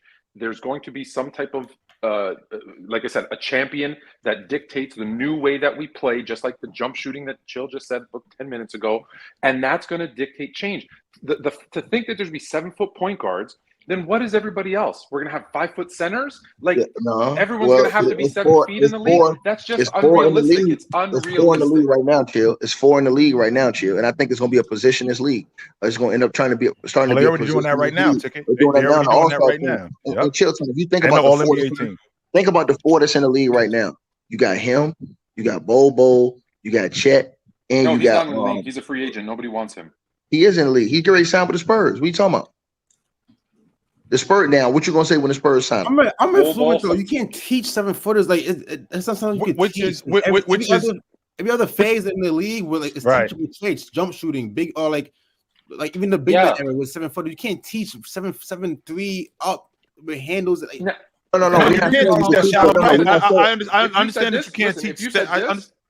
There's going to be more 7-footers that are that skilled and could ball handle more than ever before. I am with you. I'm with you that there's going to be more. That's the future of the NBA. If you're going to say that's the only thing, no, it's not. No, I didn't say that. But that's the NBA in the next 10 to 15 years. You're going to see a bunch of 6'10" to 7'3", 7'4" dudes with super duper handles, crazy athletic. That's what the NBA is going to look like in the next 10 to 15 years. Is every player in the league going to look like that? No, Tone, I'm not saying that. But I will tell you this. That's what the NBA is going to look like with this kid, Victor Wembanyama, with guys like Chet, with guys like Giannis, guys like KD. That's what the NBA is going to look like in the next 10 to 15 years. A bunch of 6'10" to 7'3", 7'4", super duper athletic, ridiculously skilled guys. How many Stephs are there? What do you mean, Steph? No, hold on. Right now, we're at a point where all the draft prospects. How many Steph Currys are there? Mars. Stephs will come along in about 6 years. Mars, is there a prospect in the draft next year? Mars is a 7-footer that plays that type of game. Well, the number 1 prospect for next year is like a 6'10" point guard. Yo, hold on. Which ain't that far from Ticket saying the 7-foot. Chill. That's what I was trying to say. They don't have to necessarily be 7 foot. Fluent. They don't have to necessarily be 7 foot. 6'11" is close enough. 6'10" is close enough. It could be a lineup where the smallest dude on the floor is 6'10", and the rest of the guys are 6'11", 7 foot, 7'3". You know that's so why aren't they? Wait a minute. Rewind real quick, Tone. Why would Henderson be a top 3 pick if the whole league? Why aren't all these chills and volleyball players getting together and making a bunch of little LeBron babies? Why isn't they're doing it right now? But there's probably a couple right now who are making a mini LeBron right now. Show me another one. Show me one. I'm gonna show you one. Hold on. I'm gonna show you one right now. It's one. Hold on. It's one right now. Right. That's at Kentucky. Right. Now watch how his game develops. Need more. I want them to. No. He's supposed to be. No. He's projected to be the number 1 overall pick. He's been in the league 20 years. Where's the bunch more? Hold on. Tone, how many? Tone, you talking about 20 years? Tone, how many since I don't know from like, let's say 15 years ago, how many more 6'8", 6'9" freak athletes do we have running around in the NBA today than we did 20 years ago? With the ability, skill, and heart and winning of LeBron, none. How many more freak 6'8", 6'9" athletes do we have running around in the NBA today? Type players. We got a bunch of them that's running around today. That's what the league looks like. A bunch of them. Average size of the NBA is smaller than it was 20 years ago. You just told me a couple of weeks ago that the NBA is at, I think, 6'6" today, something like that. Yeah, they just hit 6'7" last year for the first time in 20 years. 6'7". So that means that we're not going to get smaller. I can tell you that. Why? We got smaller in the 2000s. And what happened? That was because the big man went away. The big man ain't going away because Giannis is here. Because you just mentioned a copycat league. So Giannis is here. Joker is here. Embiid is here. But you're this kid talking Wemby about just showed up. Presence, this kid physical Chet size. just showed up. Right. Where's You're talking about physical Where's size. all the LeBrons? So you got to get where are all the LeBrons? You got a bunch of 6'8". We got a bunch of 6'8" and 6'9" guys running around in the NBA right now. But they're not as good as LeBron because there's. That don't mean they have to be. You don't have to be as good as LeBron. I'm not saying that they have to be as good as them. However, the league is still littered with these guys. Tone, chill. I'm about to destroy him right now. Tone, have you ever seen Aaron Bradshaw? Aaron Bradshaw? No, who's that? Yeah, he's the number 1 pick in the draft going to Kentucky next year. He's 7'2", and the mofo got the 3 ball off the dribble. Is he the exception or the rule? He's skinny. No, he's 7. Yeah, hold on. Is he the exception or the rule? Tone. Listen, I'm saying this to you.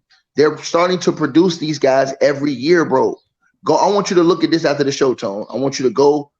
Probably you can go to Google or you could just go to YouTube and look up Aaron Bradshaw. He's going to Kentucky next year. He's slotted to be the number 1 overall pick. That dude's 7'2", pulling up from 30, Tone. And I'm talking about bucket, yamming on dudes. So Fluent, you can go look it up online and look up his highlights. I told you they are seeking these dudes out now. This is the new wave that the NBA is going with these skinny 7-footers that's coming out here pulling up from anywhere. You understand what I'm saying? Able to block shots. And guess what? He plays with more aggression than Victor Wembanyama. This kid right here, Aaron Bradshaw, that's coming out next year. He's 7'2". He played with more aggression. If you watch him, he played with more aggression defensively, and he's very confident in his game offensively, inside and outside. He got stupid range. Pulling up from, I'm talking about the parking lot. So he's one and done in Kentucky. He'll be with Calipari for 1 year, dominate college, and then he'll be in the NBA with number 1 overall pick after next season. Aaron Bradshaw. Y'all can look him up if y'all think I'm lying. All right, fellas. It's about that time to get in the super chats. Let's go ahead and make that happen. Malcolm. But before we do that, brought to you by. We're not brought to you by anybody. Sportsfluent.com, where you find your Fanatics gear. Malcolm Aqua said Jimmy, Tatum, B. Diddy, Luka, Marbury, Yao. I don't know. Are we meant to rank them? Because I'm seeing guards and Yao Ming. I'm confused. Maybe he was just mentioning his favorite players. Or hey, shout out to B. Diddy though. Luke is the best player there. All right. The best player there. I don't know. I'm trying to make the super chat worthwhile. I don't know what I meant. So we talked about him. Said, thoughts on Ausar Thompson? Yes, we talked about him. We talked about him a lot. New member, Nick Pittman. In the house. What up, brother? Welcome to the show. All right, here we go. Some good super chats. Finally, Trevor Ariza been looking better than Jalen Green.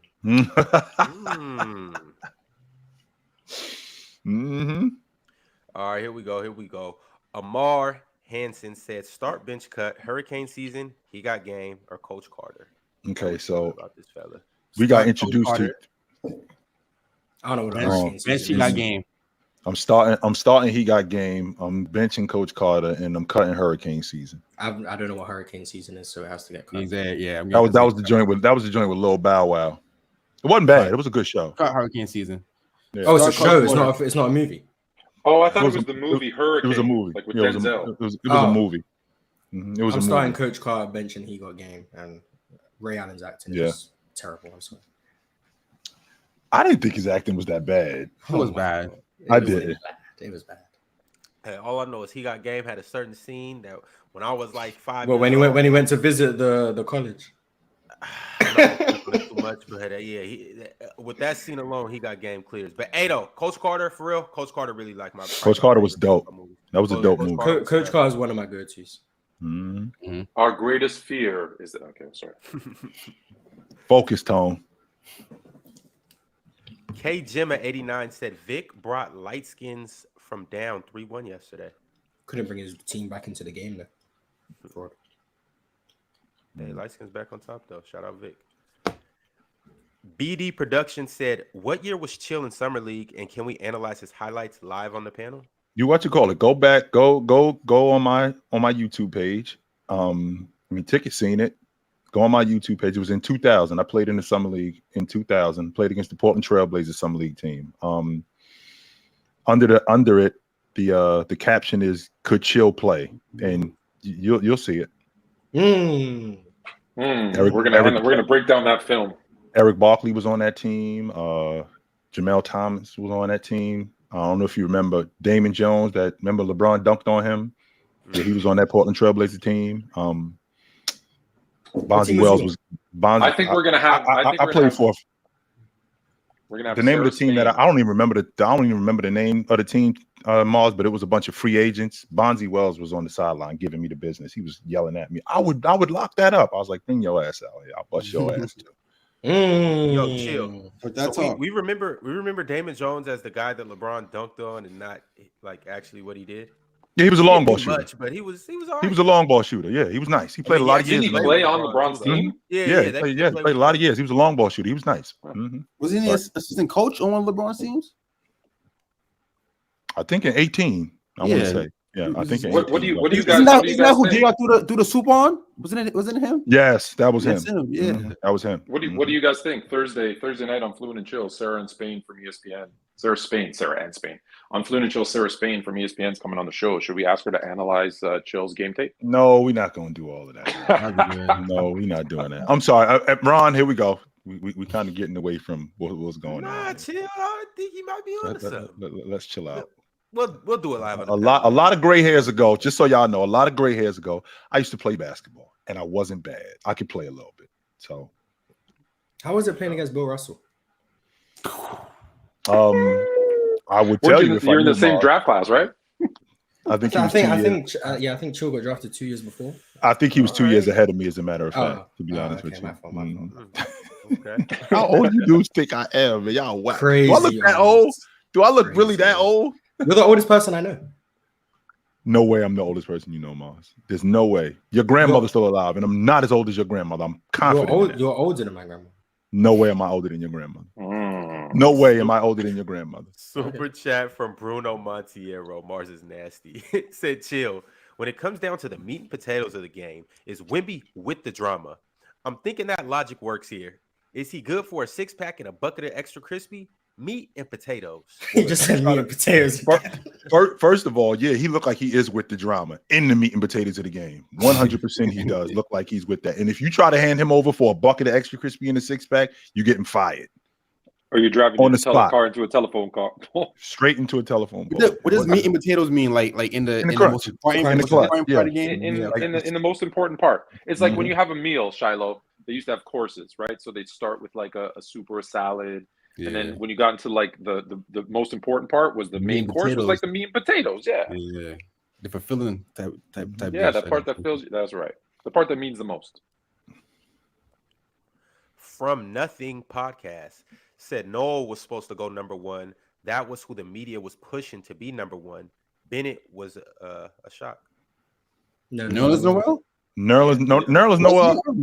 I don't know if he meant to go number 1. I remember he was like one of the highly tied. Yeah. First and foremost, the reason why Noel didn't go number 1 because he tore his ACL that season. That's why he didn't go number 1. So what you're saying is whoever went number 1 was going to be a bust. Oh damn. Unless it was Victor Oladipo. Unless it's Victor Oladipo, I would have liked to see that with Andrew Wiggins.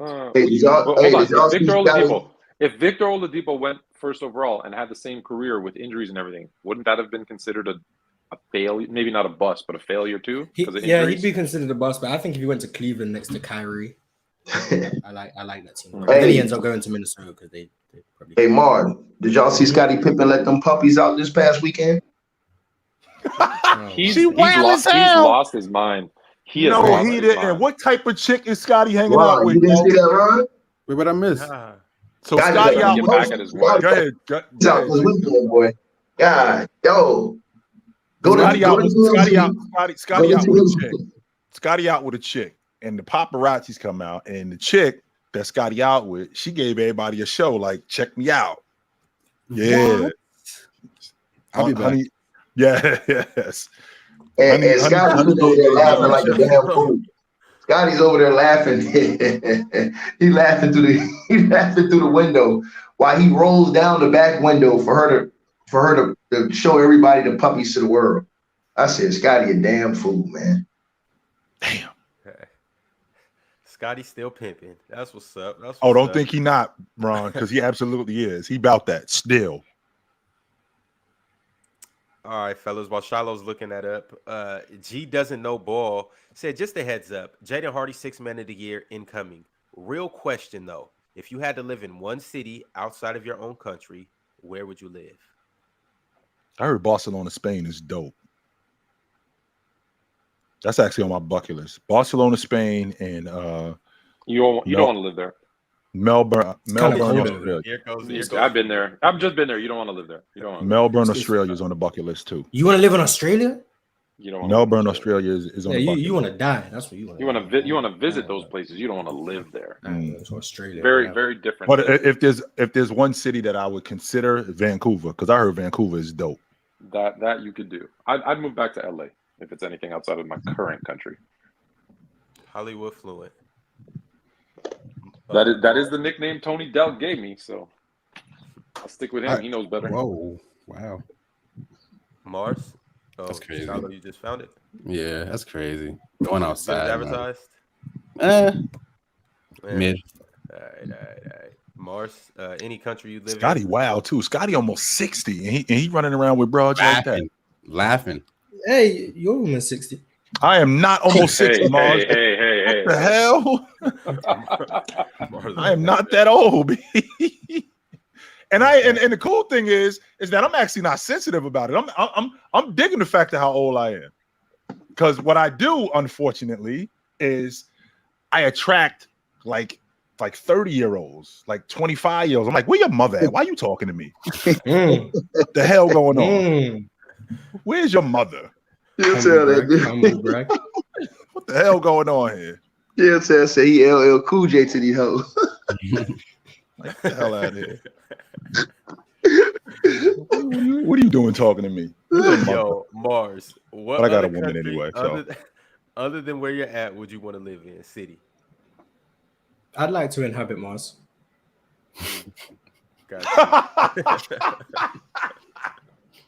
You know how ticket necessary, Ron? Mars necessary too, yo. Y'all know who Mars look like, man? I just figured it out, Ron. Mars look like Lil Meech. You kind of do look like Lil Meech. Mars look like Lil Meech. Hey, Mars, look up Lil Meech. How the summer treating you, Mars? New one, man. Superchats. Shiloh, one city. Like Lil Meech. Hey, Shiloh, where you at actually? New York. Oh, okay. Yeah. You see, one city at that to live in or to visit? Yeah. Outside the country. Outside the country? Oh, Tokyo. Easily. Tokyo? Yeah. Tokyo. He said, they don't take very kindly to people. I know my tone. Y'all should Toronto. Just say Toronto and move on. Or Paris. I want to live in Paris. Paris is terrible. It is. It's so but here's Paris. Eiffel Tower. Trash. That's the food isn't the best out there. That's what I heard. The food isn't the best. I mean, yeah, it's overrated. It's just bread. Yeah. I'm gonna tell y'all the best city in the world. I'm gonna say it once, and I'm gonna leave it alone. Istanbul. Okay. What's that at? Istanbul, Turkey. Yeah, they got it. Hey, Ron, they got it all out there. Yeah, I'm looking to go there. Ron, the only thing I heard about Istanbul though is the weather, bro. Yeah. Hey, you got to get out. Y'all. That's y'all problem. Y'all got to get out here with me, man. My favorite is Punta Cana, baby. Believe that. Right where we at. You know what I'm saying? Hey, look, Jordan, all them dudes be out here, bro. All them dudes got houses out here. Cardi B, all them people got houses out here. I used to work for an airline. I worked almost 10 years for an airline, and my brother, he ended up heading down I sent him and his wife down to the Dominican Republic for the weekend. He came back to me. He's like, yo, you and me need to take a trip to the Dominican Republic. I said, have you seen them Dominican women? We will never come back. Bro, are you crazy? And I'm like, yo, you married to it. And I told him, I was like, yo, you married to a Spanish chick. So you should know better. You crazy? Look, and they ask me all the time. They look at me like I'm crazy. Yeah, chicken. Why you live over there? Man, nigga, you the fool, not me. You the fool. Crazy. Hey, they just don't know. They just don't know, right? You never come back. You feel me? Where ticket? Where are you ticket? Nigga, Punta Cana, nigga. Punta Cana. All right, I'm gonna put that on my list. Nigga, hey, listen. I'm trying to tell you right now, dog. All right, I'm already knowing. I'm putting two and two together. Whatever go down, I'm gonna see you before the end of this year. Ticket. Whatever goes down, and stays. You understand what I'm saying? Whatever happens out here, stays out here. Leave that. I'm straight though. Them days over for me. I got a woman, so I'm good. I look forward to getting to where you're at, Joe. I look forward to that. Straight. I got a woman. You got about 40 years to go. So. Yeah, I have a lot of time left, Dory. Yeah. A lot of time. Have your fun. Have your fun. Big action, you pulling up. The Pat Sack said Wemby narrative / expectations are crazy. People talking about he's a bust after the first game. Then he's the GOAT after the second. Let the man develop. Love the show. That's why you don't take the internet serious. I definitely don't. Right. Just don't pay them. Mr. Mass said he was trash at the second game. He said he wasn't impressed. No footwork. That he wasn't impressed. No skills. He said that, slew-footed. He said he got bad feet. I don't know what Mr. Mass looking at, man.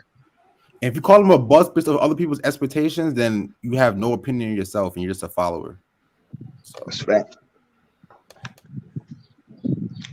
Richard Ingram, start bench cut duo. Stephen Clay, Kobe and Shaq, MJ and Pippen. Oh, Kobe Shaq, one start. First off, Kobe Shaq, one. Agree. The rest duos? Yeah. Take the individual player off the table as a duo, not just as these duo. individual players. As a duo, yeah. I think Kobe Shaq is the best duo of all time. Because if you put Kobe and Shaq against Mike and Pippen, that'd be a problem because they ain't got nobody stop back. See what I'm saying? Oh, okay. So chill. I kind of see where, like, all right, Scottie Pippen and Jordan probably fit well because it wasn't two egos clashing. Like, but in terms of talent, to me, I know, like, not individual talent. Right. I think Scottie and Shaq is the best duo. Bryant's a better player than no, yeah. Bryant definitely is a better player than Scottie. I won't argue Kobe that. Was the perfect fit for Shaq. Kobe was the perfect fit for Shaq. Scottie Pippen was a good fit for Jordan, but I don't think it fit as well as Kobe and Shaq, man. Just the egos got in the way with that. That's why I think that Scottie Pippen taking a lesser role and accepting his role. That's why that thing worked as well as it did. That's why Jordan was able to flourish. That's why Scottie was able to flourish because they played so well off of each other. We got actually robbed of what those two and Kobe and Shaq were supposed to be. We're talking about 4 trips to the NBA Finals in 5 years. If these dudes stay together, that's 6 trips and that's 8 trips in 10 years, winning 6. We having a whole different conversation about these two dudes. But still, you talking about duos still, man. Them two, bro. At the end of the day, I mean, bro, I'm going with Kobe and Shaq because, like I said, as great as Mike and Scottie were, ain't nothing they gonna do with Shaq in his prime, bro. Shaq in his prime, bro, was the most. Listen. It looks like Stephen Clay just got cut by everyone without even a second thought. Hey, I'm gonna leave it like this, bro. If Shaq was playing in this era right now, you wouldn't even hear about Jokic. He'd be afterthought. There would be no talk about Jokic. No, the way Shaq was, but Ticket, I can say the same thing about no. The way Shaq would have did Jokic, he would have made him irrelevant. Right. And a prime Shaq, Shilltown, you know what a prime Shaq. I do know what a prime Shaq looked like, and I also know what a prime J looked like. You remember he put 60 on Shaq. He did do that.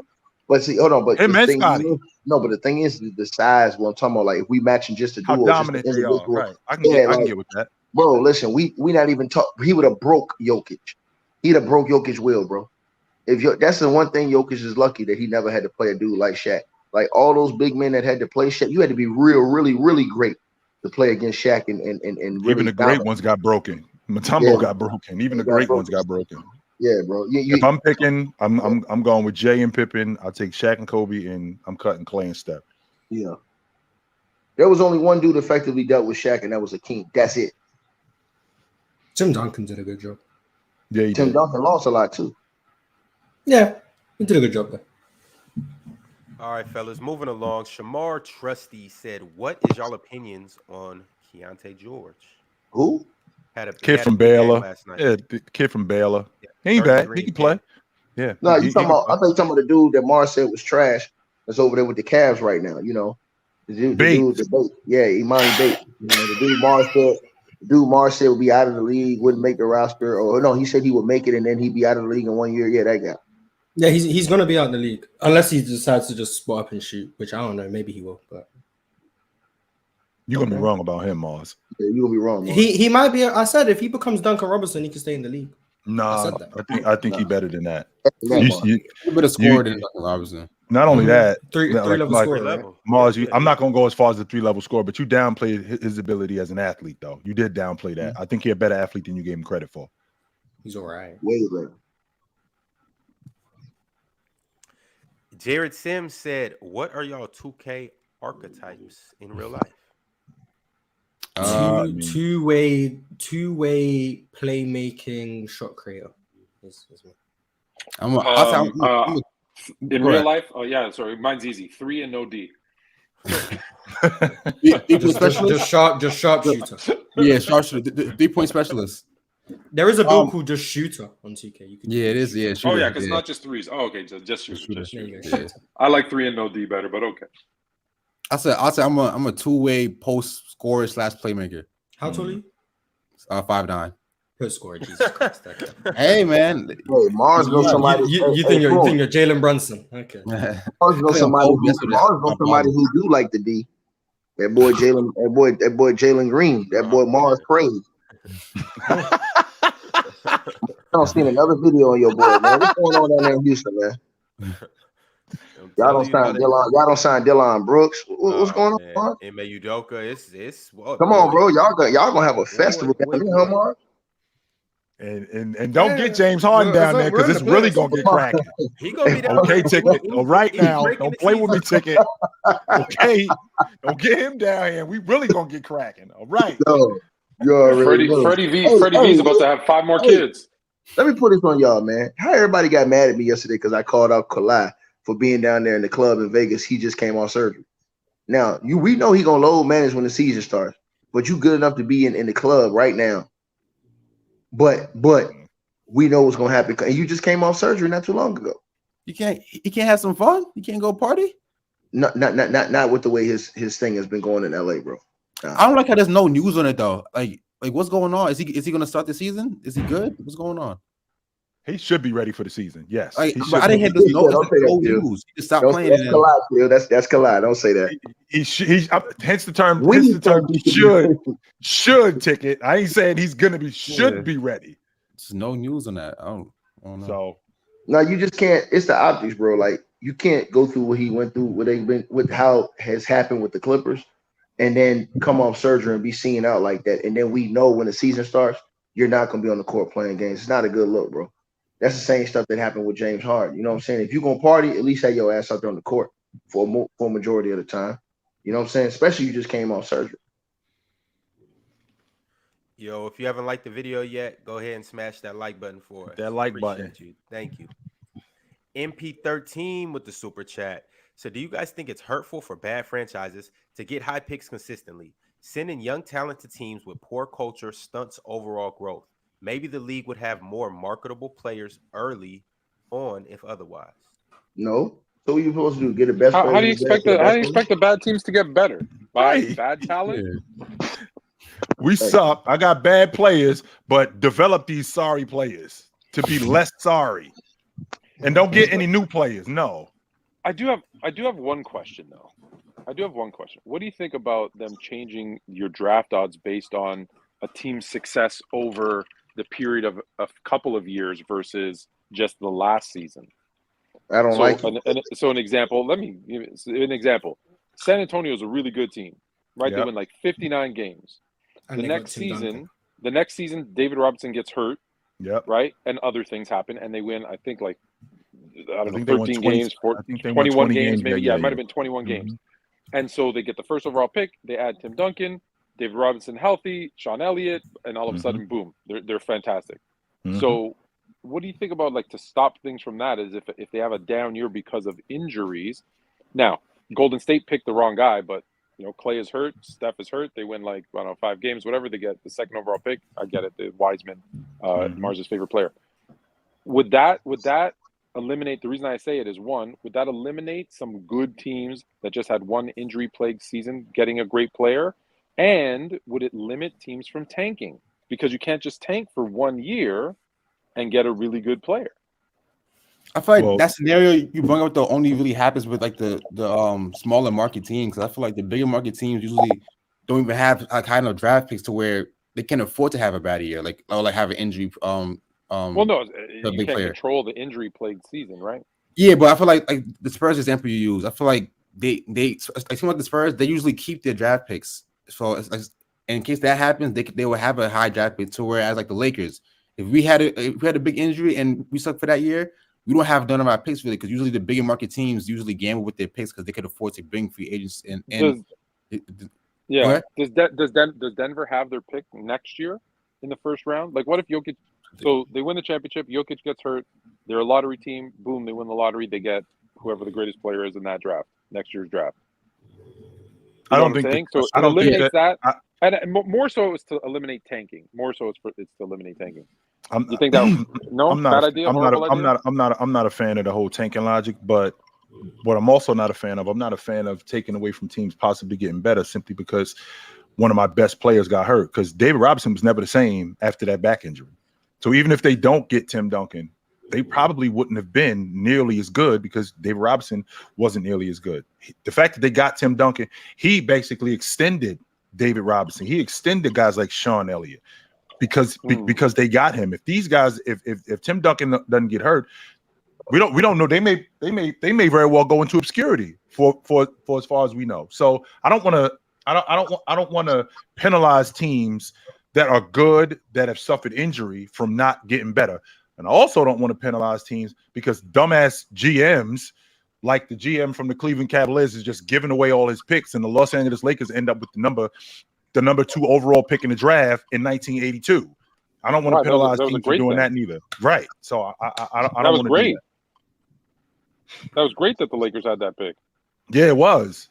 And like I said, what I don't want to do is I don't want to penalize. I don't want to penalize. That was a bad example of the Lakers. But I don't want to penalize my favorite player, my favorite college player going to my favorite team. Of course. I don't want to. I just don't want to penalize teams when their best player gets injured. So now we got to hope that this dude comes back. And if he does, that's fair.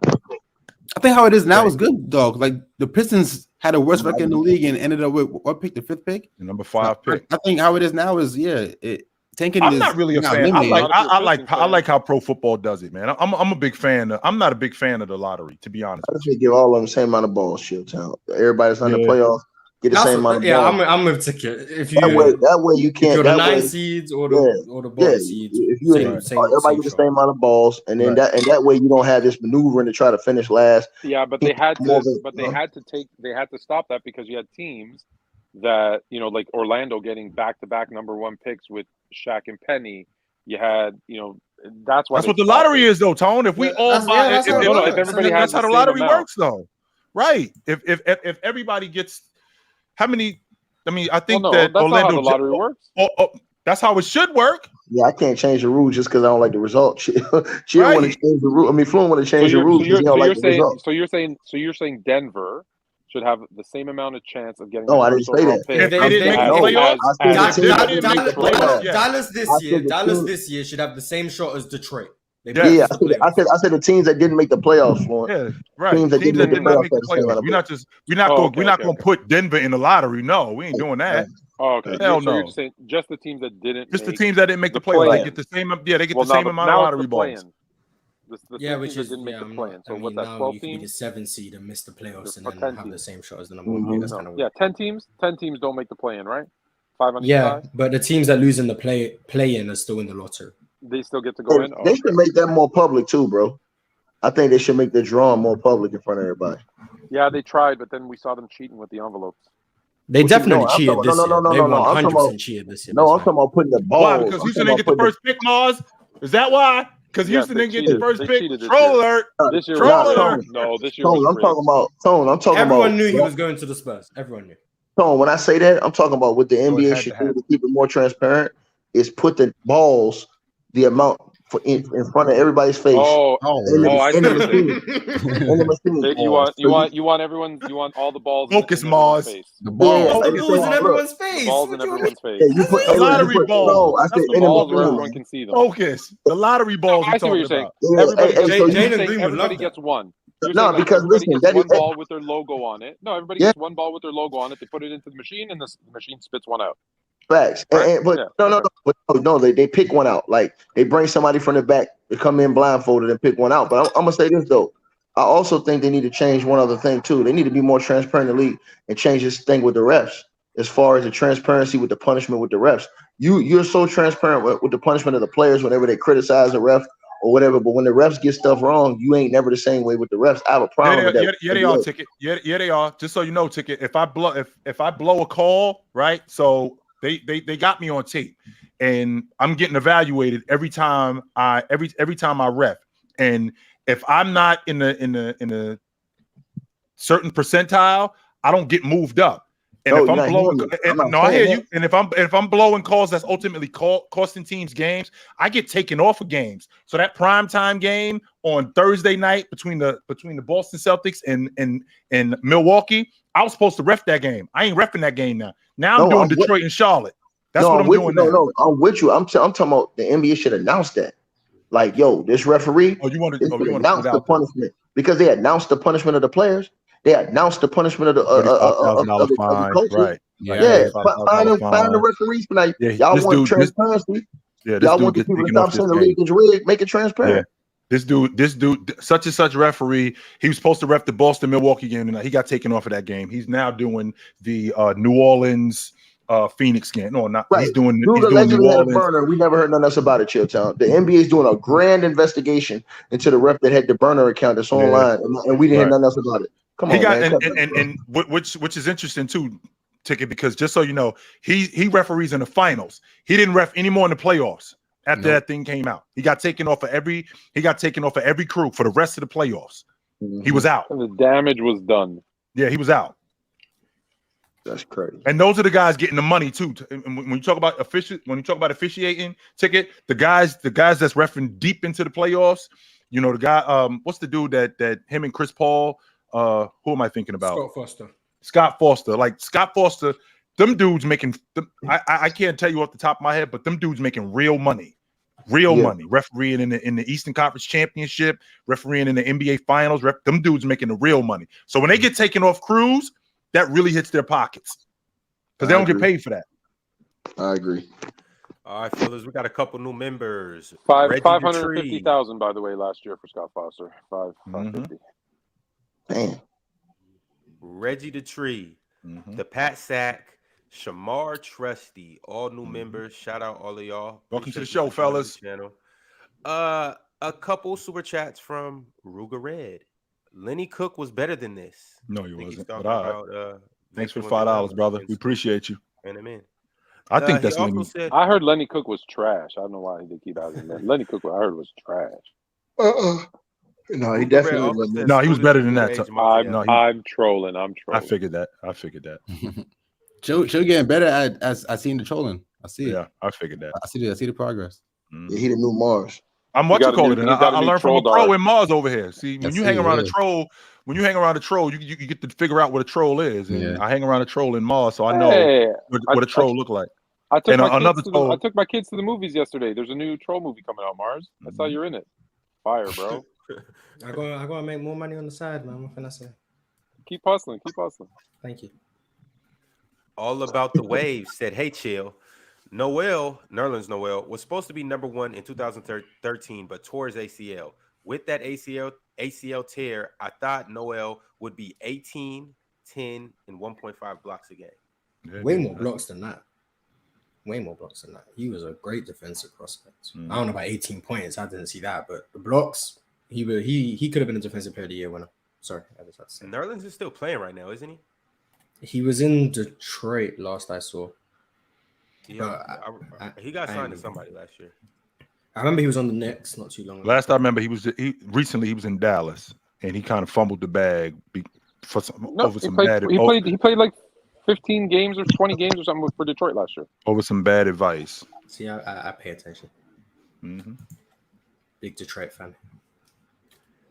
Terry with two dads said to me his floor is Evan Turner. Oh. Who's he talking about? Can't be a man.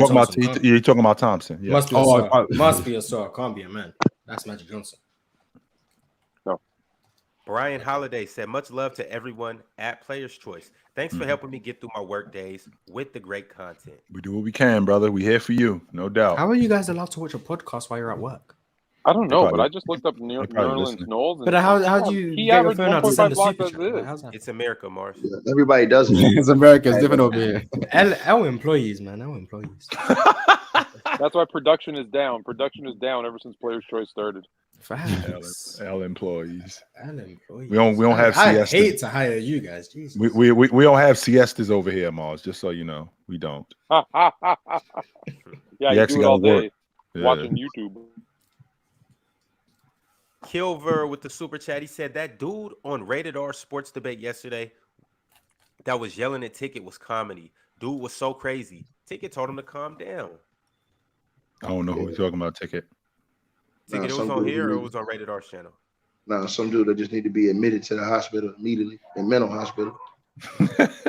Damn.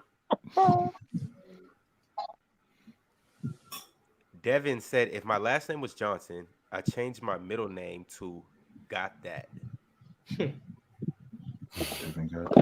Got that Johnson. Thanks for you can go change. You can go change your last name. You can do that. Mm-hmm. Damn. Oscar Proud Jr. said, Embiid played college ball. Can't use him in that context. Yes, well, overseas is better than college basketball in the league that Wemby was playing there. The EuroLeague and the Big 12 are not the same. No, they're not. At all. No, they are not. Wemby wasn't that good in the EuroLeague. The best players in the Big 12, some of them can't even go play in the EuroLeague, and some of them never go play in the EuroLeague. Yeah. In the EuroLeague, you're playing grown men. Yeah, the EuroLeague is tough, but Wemby was in EuroLeague and didn't look that great. So, I mean, he also was 17 in the EuroLeague too. But I mean, Luka was the MVP at 18. Stop making excuses. Tony Kukoc. I'm just saying. MVP. Wait. Let me just ask everyone a question. Sorry. Coming into the NBA, who was not a better prospect? Who was a better player at that point, Luka or Wemby? Luka. Okay. As long as we all, I was just making that. So we all agree Luka is a better player when he came in. Mm-hmm. And that boy, hey, Ron, you gotta find that picture of Lil Meech, man. Mars look like that, bro. He looked just like dude, dog. Can somebody please send to the Players' Choice account a side by side of Mars and Lil Meech? All he gotta do is put it. All you gotta do is get an iced out chain, Mars. What I need y'all to do is Photoshop a picture of Mars on Lil Meech when he got all the chains on. I was gonna say that. Yeah, put Mars' face on Lil Meech's body. He looks just like him. Okay. Mars, you better DM some at work. Or just put Little Meech in a hoodie. Mm-hmm. All right, y'all. Angie Carr said, how Britney Spears attacking NBA players more than Ben Simmons all season. Also, PC Unleashed, Ron and J-Rob are menaces. Out here like Glizzy Gunslinger. Yeah, something wrong with y'all dudes, bro. Yo, they in these streets. Ron and J-Rob for real in these streets. They for real out here. It's Snow Bunny season over on Bob's channel. Bob, I see you, dog. Mm-hmm. PC Weekend coming soon. We'll really get to see how tall Mars is and how nice his wheelchair is. 6'11". If I could stand up, I'd be 6'11", but confined to a wheelchair. Leroy McConnell said, Chill is onto something. Tall women make tall sons. Get a volleyball player. Ticket, it's time to get a volleyball player. Hashtag 6'9" plus a volleyball player equals a 7-footer. Me and my best friend, we talk about that all the time. Like I'll be flipping the channels, and I got the Pac-12 network, and I'll see like Colorado against Utah, and I'm like, that's who I should have been hanging out with when I was in college. Them 6'5", them 6'4" girls, and that's who I should have been hanging out with right there. Hey, don't forget, Shaq's mom was on our show. How tall is she? 6'4". Yeah. You didn't know that, Mars? Yeah. Mars didn't watch the Mother's Day special. Mars. Mars, man. Mars. Our Mother's Day's at a different time. That's why I was waiting for the real Mother's Day for me to go watch that episode. Right. It's still there. I'm gonna watch it right now. Well, Mother's Day isn't until March. So. Hey, fellas, I gotta bounce. I will see y'all tomorrow. Be easy. Yes, sir. Yep. Huncho said Ade Mara. I hope I said the name right. Out in Spain, 7'2", good prospect, not lanky too. Haven't heard too much about him. Anybody? Somebody? No, yeah. Sure. Sounds good. All right. Hoodstar61 said Cooper Flag on his way too. Yeah, I'm seeing a lot about him and Cameron Buser. I think they're like the number one prospects in like 2026 or something. Yeah, Cooper Flag is, I'm pretty sure, if I'm not mistaken, he's about to be a senior. I think he's the number one senior in the nation, but he just went crazy. He had like almost a quadruple double. I think it was 36, 16, 36 points, 16 rebounds, 10 blocks, and 6 assists or 8 assists. But he's getting a lot of hype right now. He's probably the most hyped prospect in high school at the moment. I'm better than him. We can set that up. Mars clears. Let's do it. Hey guys, thanks for all the orders. Thanks for all the orders on Fanatics from sportswin.com. I gotta go fill them all. So I'll see y'all tomorrow. Appreciate all that. Now you're more fluent. Yo, Winter with the super chat said tickets. Your thoughts on the Warriors dragging your boy Poole through the dirt? I mean, it is what it is. I mean, bro, I already know how to go when the dude leave a team. But like he said, he hit more chicks than Draymond Green at Michigan State, and he didn't play. He won. They said he told Draymond Green, "Why you handle money green and you broke." Yeah, I was gonna ask you if you think that was true. But Cameron said that's why he. Yes, it had to be true. If that made him mad, where he clocked you because you said that, it had to be true. It had to be something like that for him to punch him. It had to be something like that was personal. He punched him and tried to super Saigon kick his ass. Yeah, he said it. It hurt. Yo, you know that moment is crazy when it's damn near a year removed and we still talking about it. Ron, that shit is vividly. You had Dame said that Poole talks trash, so I believe it. Poole punched that boy, Ron. Ronnie punched that boy into the next dimension. Yeah, that's wild. Christopher D said start bench cut NBA centers. NBA careers. Dame on Portland, Carmelo on the Nuggets, Dominique on the Hawks. Dominique on the Hawks start. Melo on the Nuggets bench. Dame on Portland, get him the hell up out of here. Ooh, I don't know. I say start Dominique on the Hawks. I'll bench Dame on Portland because he's the leading scorer, and cut Carmelo on the Nuggets. I can't do it. Carmelo, is Melo the leading scorer on the Nuggets? No, he actually went to the Western Conference Finals with the Nuggets and actually did better than what Lame Dollar did. That's why I put him over Dollar. I'm just saying, like on the franchise, I think Dame has like more records on that franchise than Melo does. That's why I have. Played 11 years. He played 11 years, so yeah. I'm starting Carmelo, benching Dame, cutting Dominique. Dominique was never in the conference finals, so he was running into Michael, Larry. Hey, why? Yeah, why would go win? I'm sorry, go win. Yeah. You can't use that excuse for him. And then with Tyrone Corbin, go win. With Mookie Blaylock, go win. He lost to the Bucks one time. Doc Rivers lost to Detroit another time. Lost to Boston Celtics. Hey, Doc had them. Mark. Doc had them Buddy Hield teeth back then. Mars. Well, you know how Buddy Hield can't even close his mouth. He can't. He's struggling to close his mouth. Them big ass teeth he got, man. Big teeth, buddy walking around here struggling to close his mouth every day. Every time you see Buddy, he's smiling. He's just a happy guy. Yeah, you all right, buddy? Nah, man, can't close my mouth. Yo, super chat from Psycho Yamba. He said, "Who do y'all think will be Rookie of the Year next season?" I think it could be Scoot, to be honest. Wemby, man. And Thompson. I don't think a man's gonna play. I don't think Wemby's not playing 65 games. Mars, I don't think he's gonna play as much as you think, Mars. Yeah, he is Mars. I don't think that. But you think Wemby will play 65, but a man won't? Yes, but I don't think. Hold on, you're not hearing me. I don't think a man is gonna get his time is gonna be cut because of Fred VanVleet. Oh no, Fred VanVleet's time is going to be cut because of a man. Wemby has all the rain in San Antonio. He's still not going to play 65. I promise you. I wouldn't be surprised they play the man 10 minutes a game. Right? You have to play. Wait, you think a man's going to play 10 minutes a game? 10 to 15 minutes max. With that in his first year with 26. They paid all that money to Fred VanVleet. They pay all that money to Fred VanVleet. They're gonna play him, bro. Dude, they got Dylan Brooks too. Yeah, Dylan Brooks might play over him too. Yeah, Dylan Brooks is a wing. What are we talking about?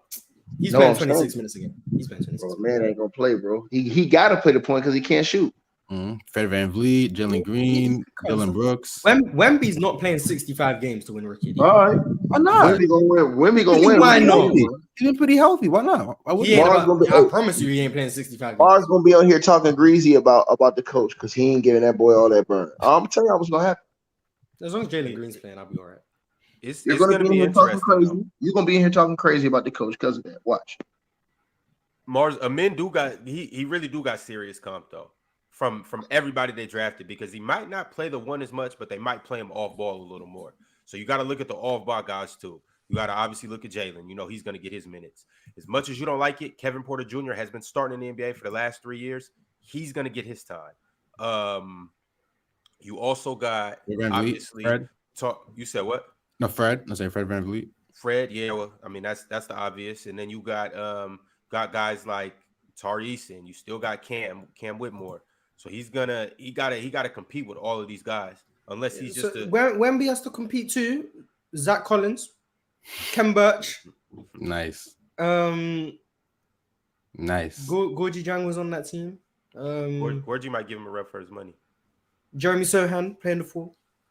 He has competition too, so let's not act like it's just Amen Thompson. Hey, I like Wemby and Jeremy too together. Like I think that's in the future, I think they could really. I like that too. But Amen Thompson and how much points you think Victor's gonna average first season or rookie year? 6. 6. Wow. I give him like 15, 16. He's having like 15, 16. 19 for sure. Wemby's gonna shoot 28% from 3 on some Giannis type numbers, and everyone's gonna act like he's still KD. It's crazy. He's gonna average 2 blocks though for sure, 2 to 3 blocks. For sure. Oh, 100%. Yeah, he'll block shots. I mean, he might be the block leader first year. Yeah, he might. Remember, Brian Holiday. Appreciate you, brother. Brian with the super chat says Shiloh casually with the bedroom eyes got me acting up. Whoa, what does that mean? Oh, Shiloh an admirer, man. Mars ain't the only one with hoes in the chat. Wow. I don't know what that means, bro. But thanks for the super chat, brother. This shit. I don't know what it means either. All I know is Brian, DM him on Instagram. You might get. Nah, I'm good. My DM's closed. I'm taking it. DM's closed. Shiloh, send him your OnlyFans, brother. And we all need side income, right? We all need side income. I'm just trying to help you out. Devin said Chill's new name is Freaktown after that. These cats are getting freaky now. Okay. Very interesting chat today. Theo Holmes said, "What do we think of Imani Bates so far?" What I expected. But Duncan Robinson. Yeah, I can't do much else other than shoot. You're a hater. I'm not. I hate it. He's the 49th pick. I think he's doing okay for a 49th pick. Like I'll give him that. He's gonna overachieve, Marsh. They're playing him a lot of. Yeah, he's gonna be better than a 49th pick. I'll give him that. He might actually have an NBA career out the second round. So he's okay. He's all right. He can shoot. He's a very good shooter. Cleveland plays Knicks tonight. I would definitely like to see him play tonight and see, exactly how he looks and all of that good stuff. Quay White said, "Ticket with the fake breaking news is hilarious." That was funny. Bro, y'all got to go look at Shieldtown's reaction again. 1 minute and 48 seconds. 1:40, 1 hour 48. Bro, Chilltown started looking like it was goddamn asteroids coming through his roof. Oh man. Ruger Red said, "At best, Michael Carter Williams." No, stop. Can't be a man Thompson. Better than that. Hey, It's Floyd Lonzo Ball, man. I'm telling you, he's looking at me. It's Floyd Lonzo Ball. Magic Johnson No. without the off-court activities.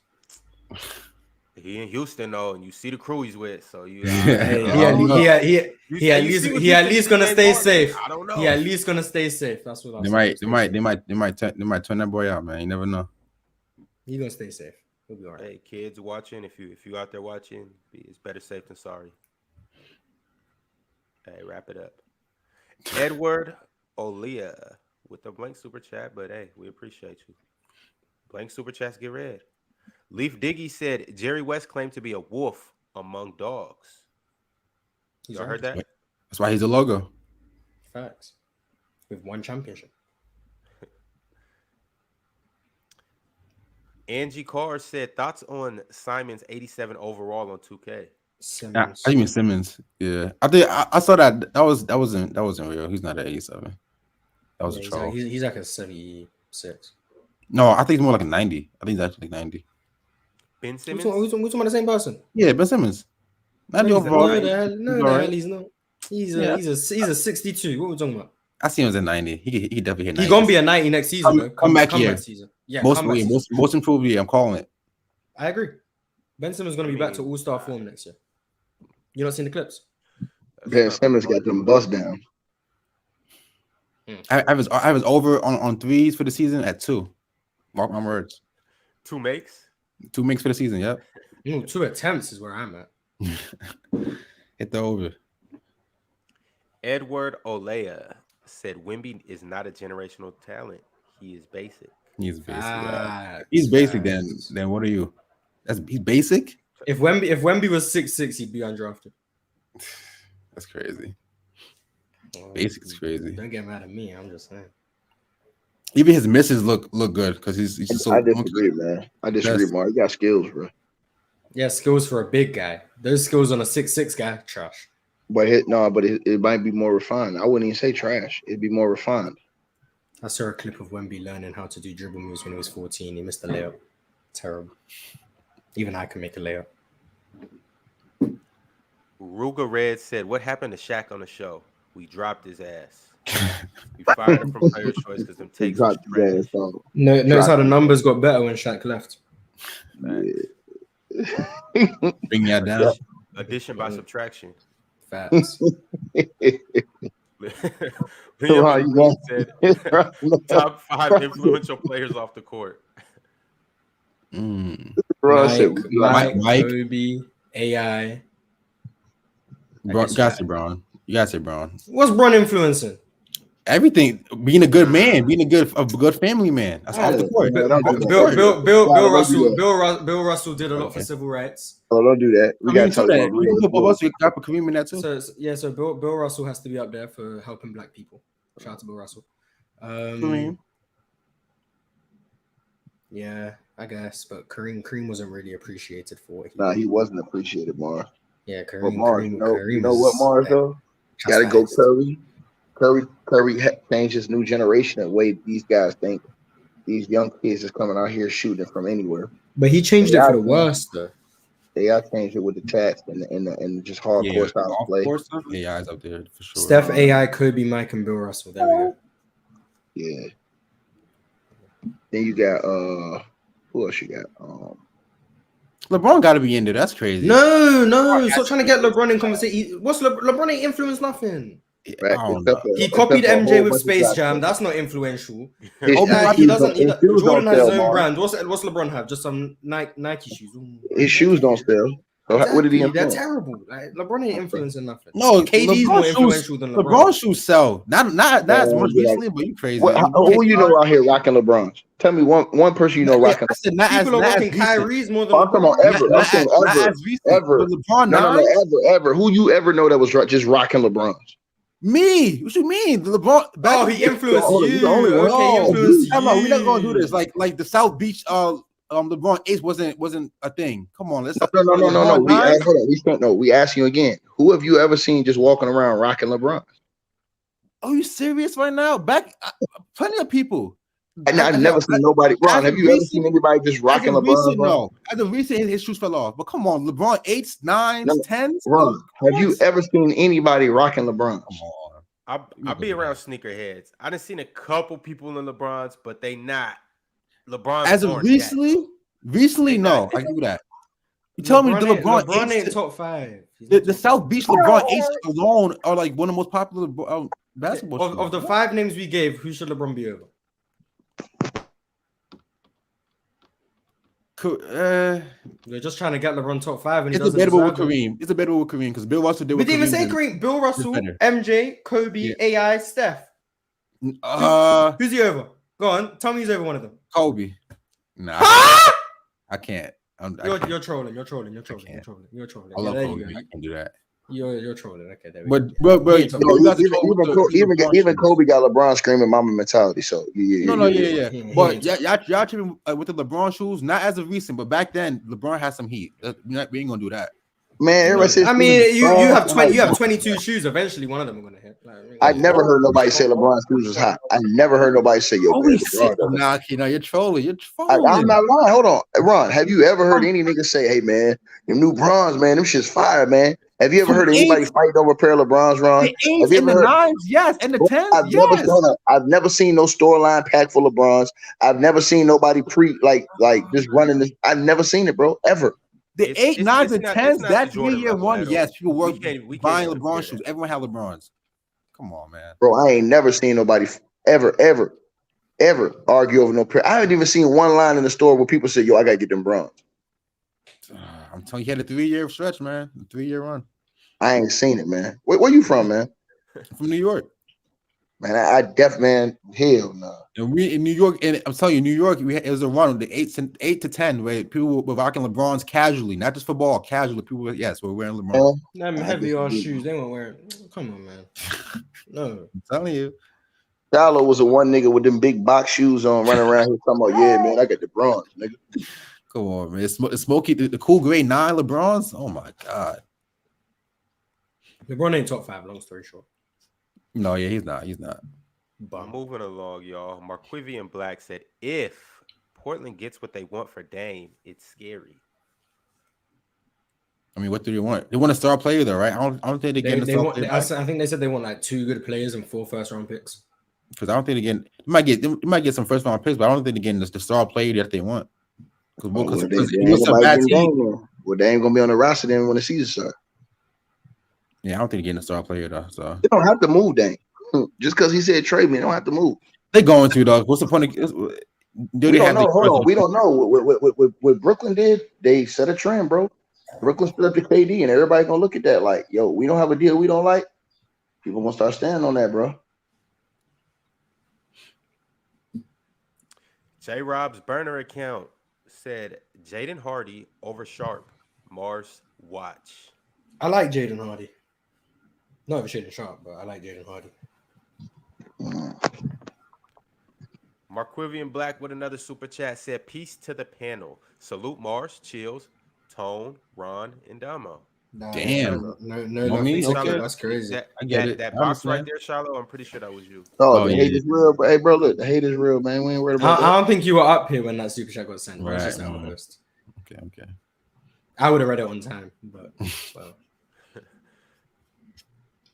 Ali Bowen said KD influential. The Raptors have nothing but KD builds. Yeah, on the court, KD's influential. Off the court. Yeah. Off the court, he's not really.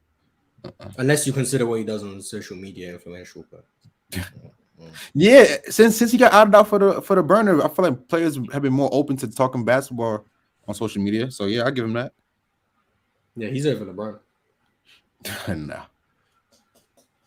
So he made people start exercising their freedom of speech more. Exactly. Play NBA players. Be more comfortable. People start crying and complaining about making millions of dollars, coming up short. The whole sensitivity era. KD started that. So give him his credit. There we go. Forefather of that. Shout out to KD. Shout out to KD, man. All right, y'all. We got a couple more members I'm going to shout out, and then we're going to get up out of here. Jam Lucci just became a member. Jalen King just became a member. In Dom's World, appreciate all three of y'all for coming through, jumping on the Player's Choice bandwagon. Salute to all of y'all. Hey, we're going to get up out of here on the way out. Exercise your freedom of speech, but don't do it behind a burner account. You guys said that he has a burner on Threads too? He announced that he has a burner on Threads.